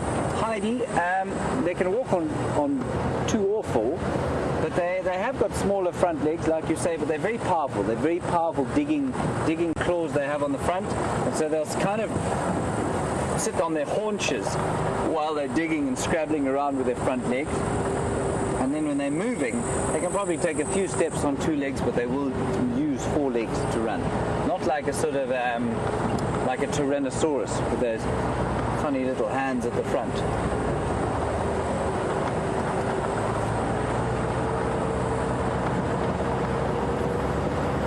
We're now on the very northern end of our traverse. Obviously we lost us last time on the very southern end, and we're now on the far northern section of a place called Buffelshoek. And I'm going to just have a quick look at the mountains once we get to the top of this hill here.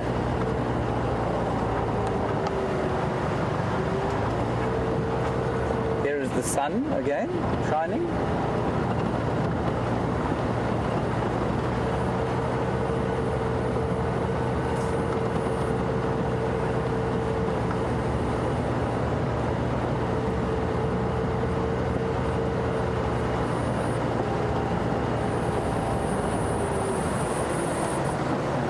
I've been conned by a number of cat-like looking termite mounds and stumps today.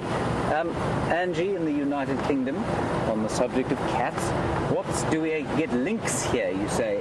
And what other small cats do we get? We don't get lynx, Angie. We get something very similar called a caracal. It's a bit bigger than a European lynx, if I'm not mistaken, but it's also got those funny little ear tufts on the end of its ears. And the other smaller cats that we get are servals and African wildcats. Those are the two other ones. An African wildcat looks like a domestic cat with long legs, and a serval is the most beautiful thing. It's also just like an enormous house cat, basically, but with the pelage or fur of a leopard. It looks a bit like a leopard, sort of gold with black spots. Very, very beautiful indeed.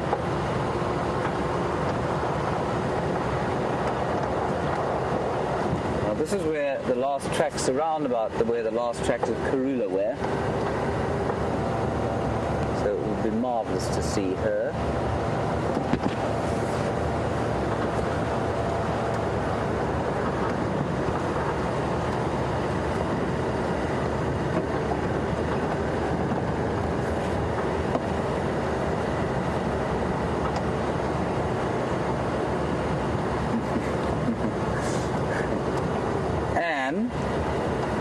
You say you've seen a hippo eating the elephant dung, and does this happen? Or you thought you saw it? And absolutely. Hippo do eat elephant dung, because remember that elephants have extremely poor digestive systems, and so what that means is that there's quite a lot of nutrition left, and partially digested nutrition in a piece of elephant dung. So absolutely, an elephant produces not only fertilizer for the ground, but it will produce a bit of a meal for some other animals. Nice one, Anne. And then Gracie, aged 8, of course. You want to know if I've ever eaten anything out here, a bug or something like that that's made me throw up. Not quite, but almost. Gracie, I've eaten something called a stink bug, which is a disgusting little insect. Well, you get different kinds of them, but the one I'm talking about is about that big, tiny little thing. And they come in big swarms at some times of the year, and they land in your food if you're not careful, and then you bite into one. And it is a very terrifying experience, because all you want to do is go and spit everything out of your mouth very quickly, because they taste very disgusting. That's a little black stink bug. Ugh.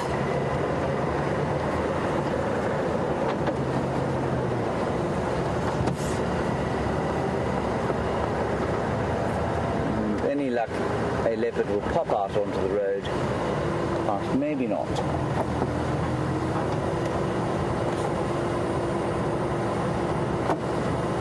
It is quite astonishing how the temperature has hardly dropped at all as the sun has gone down.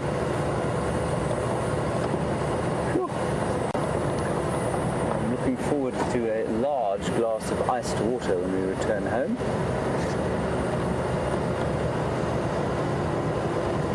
Let's stop and have a listen to the sounds of the night, or the evening. We've come to that wonderful time of the day known as the changing of the guard. Right, we'll just have a little listen now.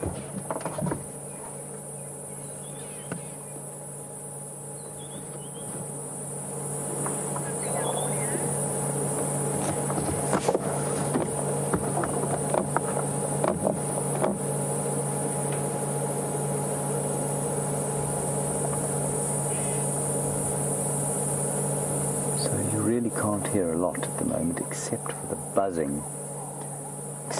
buzzing of the cicadas, and you can hear the odd Franklin calling, buzzing of a drongo, and the odd white-browed scrub robin making the last call of the day. Good news, everyone. Scott Dyson and Jamie, I told you she was mechanically minded, have managed to get Jigger going, and let's go and get an update from him. We'll carry on down this road and try and find some tracks of Karula. See you just now. So, we have just been digging around in the hood of this vehicle thankfully with a mechanic called Opar, who some of you have met. He's our local resident mechanic, and he's a lifesaver and a really wonderful, positive guy. And thankfully his positivity helped, and knowledge, I guess, helped work out where the problem was coming from. And it seems like one of the injectors into the engine, kind of where the spark plugs are at the top of the engine, was leaking ever so slightly, and it was leaking fuel. And when he arrived, interestingly enough, it had stopped leaking fuel. So it's obviously got something to do with the engine heating up. And we are just going to putter along now back to the workshop, where he will begin to take this car apart and get the problem fixed. So at least he knows where the issue is, and now it's just a matter of fixing it. So nothing too serious, it seems. And Jamie went and collected him from the workshop and came out with Stefan, and we all jointly made the decision that we can very safely get back to camp as long as we drive slowly. I hope you've been having fun with James. I've no doubt that you have.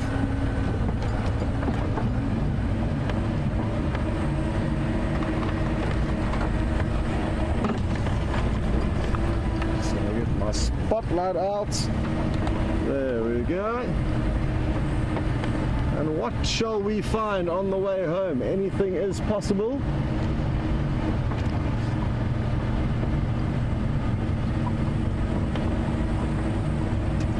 I'd love to know where Karula is. She seems to have disappeared off our radar. Nobody's come up with any tracks of her today. Nor Kunyuma, one of her sons, a young male leopard who's about approaching 3 years old now, and he was seen in this general area that we're in now about 3 days ago, and since then there's been no sign of him. Maybe he's made a big kill, something like an impala that he's managed to stash up in a tree out of the way of the hyenas, which would normally try and steal it. But once a leopard has successfully got a kill into a tree, the only thing it has to worry about is really other leopards stealing it, bigger or stronger leopard, or a very slight chance that lion may try and climb up there. But lions aren't good climbers, so unlikely that that would be the case. And speaking of lion, there's been no further updates as to where those 2 Birmingham males and 1 Styx female who were seen just across our eastern boundary this morning. There's been no sign of them. Guides haven't had any luck locating them as far as I've heard. But the good news is, and I'm not sure if James has mentioned this, that the Investec breakaway pack of wild dog have been steadily moving south from the Manyanetti. Now they're in Buffelshoek, and tomorrow morning, if they continue the way they have been, they will in all likelihood be in Djuma. And that's a pack of 3 adults and 10 pups, I think, remain now. Interesting the timing of their return, because had they been in this area a few days earlier, there's a chance that they would have run into the much bigger and more dominant pack of the Sabi Sands pack, which is 10 adults and 9 pups was our last head counts. And it would be tragic to see a wild dog on wild dog battle, because I fear the Investec pack would come unstuck.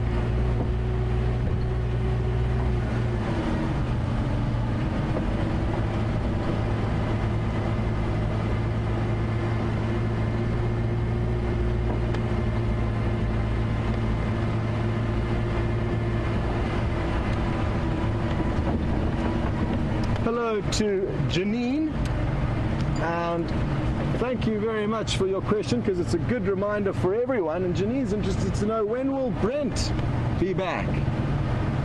And for those of you who are new to the Safari Live show, Brent is one of the other presenters here. Wonderful guy, huge experience in the industry, and he's going to be getting back tomorrow, Janine. So maybe tomorrow afternoon you'll see him on drive, or maybe we will go easy on him and allow him to acclimatize before sending him out into the bush. It all depends on how he's feeling, how we're feeling, and in the coming few days though you will certainly get to see him though. And it sounds like he's had a great holiday. He's been doing some fishing, and that's something that he loves to do, so happy to hear that he's had a good break.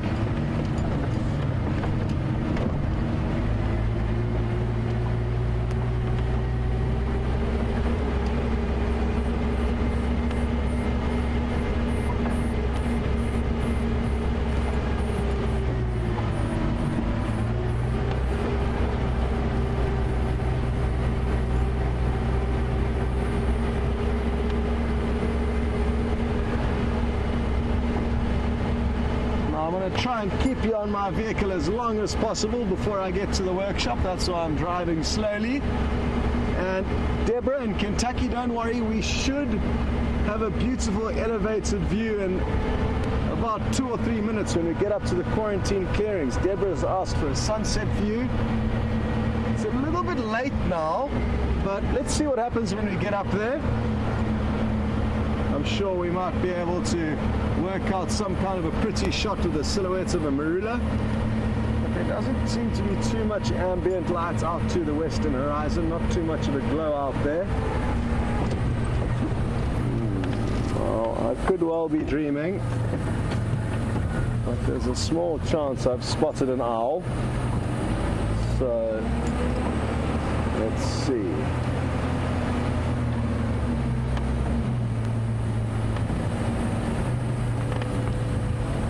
It was a dream, but I'm happy to reveal what my dream was with all of you. There's that funny kind of broken branch there, which I think can be excused as an owl.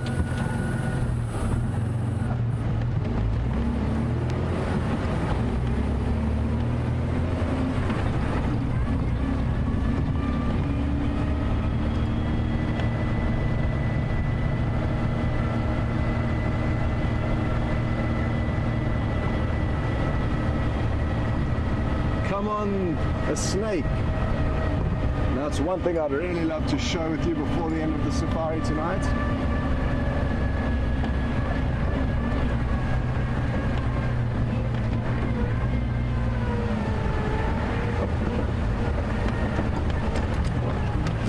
D. Phillips asks a tricky question, and a question that is impossible to actually answer, in my opinion.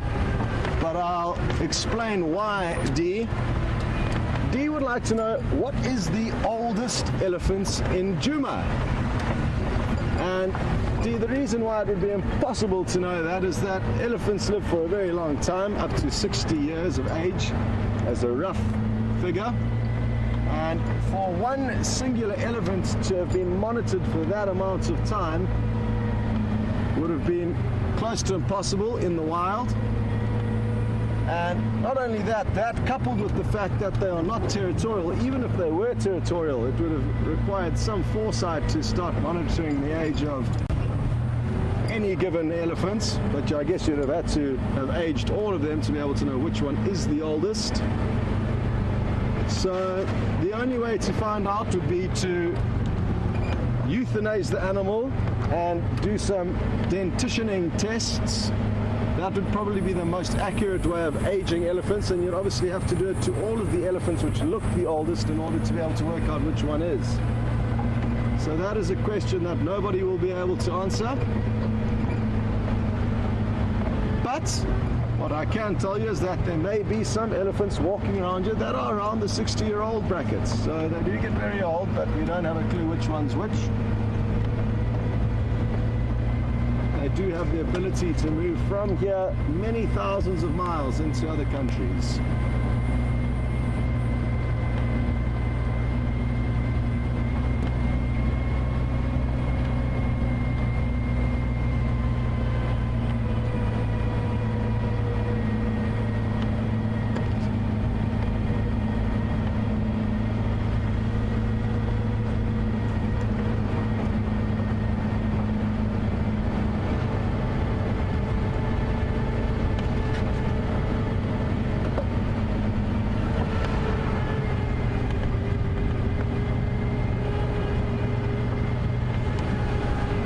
hello to Travis, one of our newest additions to the Safari team. And it's great to know that you're loving it, Travis, and that you want to become a game ranger one day. That's great news. And isn't it hard to believe that it's early morning in Philadelphia, but it's nighttime here. We're about to have dinner after this. And Travis would like to know if we've ever bumped into any animals or things whilst driving home in the dark at night. And Travis, no big animals cause any trouble usually, unless you drive too quickly, but we always drive slowly. But the one animal that causes the most trouble, especially in summer, because summer's when we have the most bugs around, the most insects flying around at night, and they usually get attracted to the headlights of the car. And if you get a big dung beetle, it's a big beetle about that size, flying into your face at night, it can be quite painful.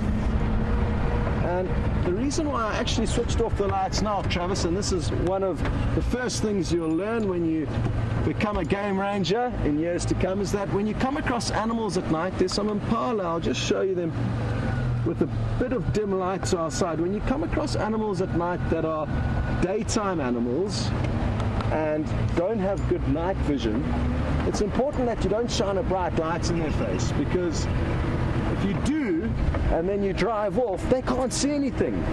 And imagine if a leopard then starts creeping up on this impala that's been blinded by our lights.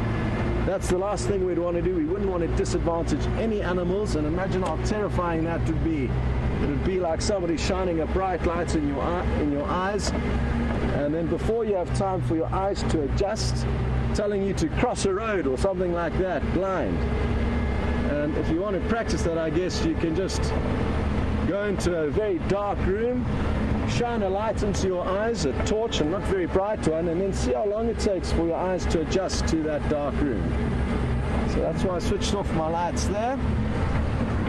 But Travis, so happy to hear you are enjoying your first safari, and we are going to make sure that we teach as many things as we can now, so that the time you've grown up, you are ready to just jump in a car and take some game drives. We're about to get back to the workshop where Opa is ready and waiting to start surgery on this vehicle. Thank you very much to everyone for the wonderful time spent on safari this afternoon. I had great fun with all of you guys at the Buffelshoek Waterhole. Well done to Jerry and Nikki in the final control room, as well as to Tebs and Jandre, who were both on the back of my vehicle guiding the camera at various points. Over to James.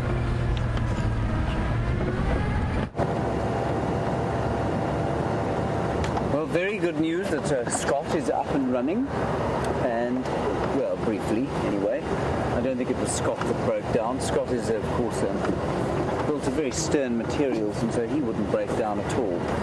Nice, the jig is up and going, and we've driven now probably about 5 kilometers since we last saw us, and I'm afraid we've spotted nothing, but that's okay. It's a lovely evening. It's a warm evening, and we will continue searching around here for tracks of leopard, maybe a civet. I'd love to see a civet here. I've yet to see one. We did see one bush baby actually while you were away, and we'll try and find some of those. They're out in force at the moment because there are insects all over the place, and so the bush babies will delight in eating the insects. The other day we were walking, Scott, Steph and I, and Steph gave me a piece of acacia gum, a proper piece of acacia gum. I'm just going to stop here. Brian, just up ahead, I will tell you my acacia gum story now. I think there's a little romance going on there. I'm not going to shine a proper spotlight on them. It's two black-bellied corhans. And I think what they're doing is in the process of courtship, not so much dance, but shall we say ritual. Look at that. You see the one's got its tail fluffed out. Isn't that a remarkable sight? Let's sit here for a little while and watch them. Now we often hear that bird, the male, calling And he makes that very strange call, which Brian will now do for you.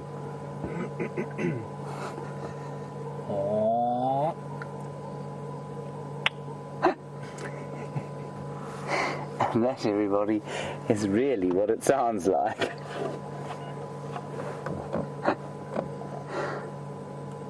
I don't know which is which here. I can't tell from this distance which is male and which is female. There's definitely a bit of courtship going on here. Oh, that's interesting. I think they were frightened off by the sound of a impala alarm calling just up ahead. Let's just go and have a look there. Only an alarm called once, so it's unlikely that there's a predator, but maybe. There are a whole lot of impala there. I tell you what, those impala probably couldn't see the birds, and then we put the light on them and they spotted them, and one of them decided he better just sound the alarm in case there was trouble.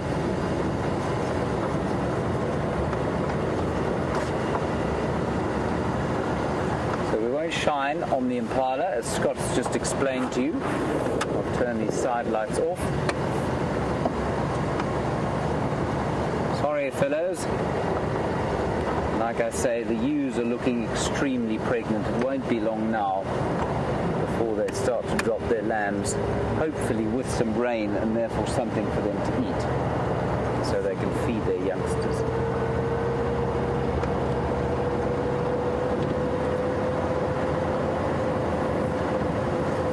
Black-bellied korhaan is one of two korhaan species we get here. We get the other one is called the suicide bird. It's a remarkable thing called the red-crested korhaan. And what they do is they make a loud whistling noise, and then they fly up into the air, and they fold their wings and crash to the ground, opening their wings just in time to land. And apparently that's kind of a territorial display. And from where the apex of their climb, a cone out from there is the male's territory. I think he also does it to display to the female so she can come and see him. And then when they mate, they do this ridiculous dance, a bit like the one we were watching there, where neither of them seem particularly interested in the other, but for the fact that the male, and this is where they get the name, the red-crested korhaan, he puts out this bright kind of chestnut red crest, and we don't see it otherwise. Only when he's about to try and seduce a lady do you see his red crest.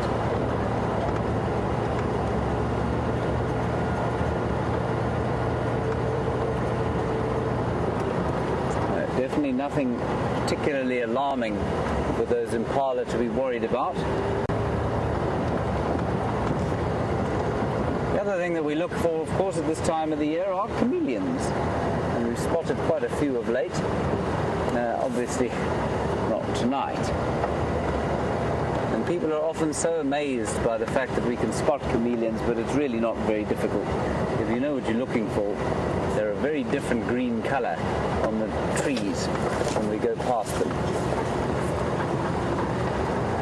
It's a great favourite if you're a new guide in an area and you've got guests and you spot chameleons sitting in a tree, and so often your guests are international guests, and maybe if they were from Germany they'd go, "Oh, James, that is absolutely astonishing. How did you manage to see that chameleon?" And you would then bask in glory, of course, when it was in fact the tracker that has spotted them, and his expert and experienced eyes. The final control says that my German accent was more Swedish than German. I would say that the final control should keep their traps shut for the moment, but we'll discuss that when we get home.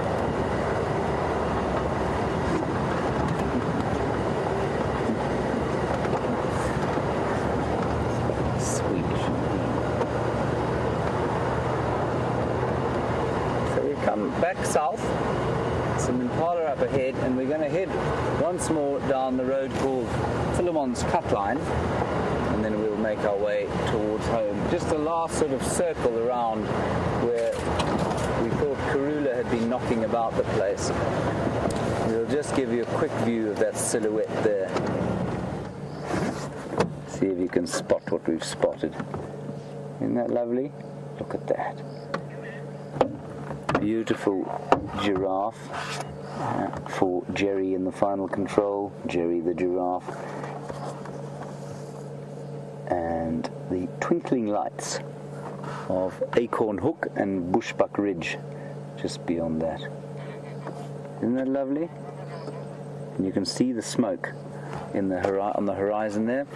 Obviously still quite a few forest fires and things that are colouring the horizon. Like I said yesterday, there are a whole lot of forestry plantations up in the lee of the mountains there in the rain shadow. There's a lot more rain than there is here. It's really amazing how much the rain does reduce here. And dry conditions like these are really not good if you happen to be a farmer of trees. I'm being attacked by a beetle. Right, on we go.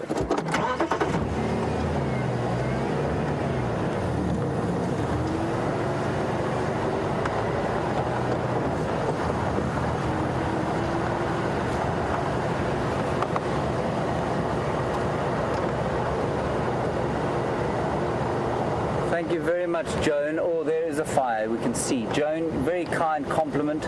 Thank you, you say, for the adventures that we take you on here at Safari Live, Joan. It is our absolute pleasure and indeed our joy to do so. And I'm so glad that you've been watching us for a while now and enjoying it still. Look, there's a fire. Look at that thing there. You see that, Brian? Yeah. So we'll just try and get you a picture of it. Obviously extremely difficult. There, you can see it. Big fire there. That's in the forests up in the mountains. So not very good news for insurance companies or farmers.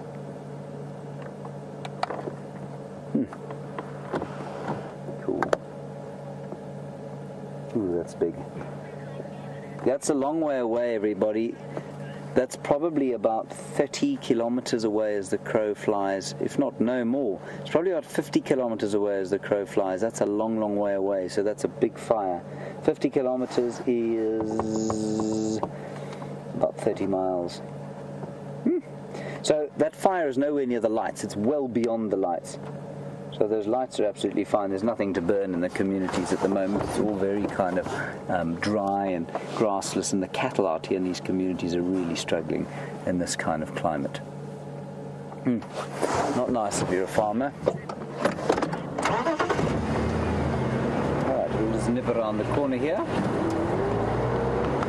Last ditch attempt for a large predatory cat. Even a small predatory cat would do just fine. Impalas, but we won't shine on them, as Scott explained.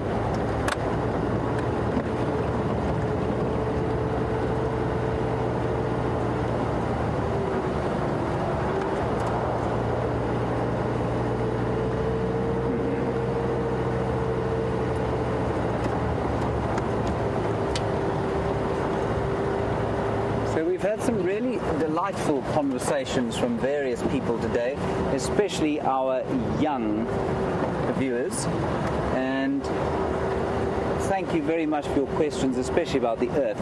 I hope that you're feeling better, Travis, after your drive today, and you'll be back at school tomorrow. Thank you.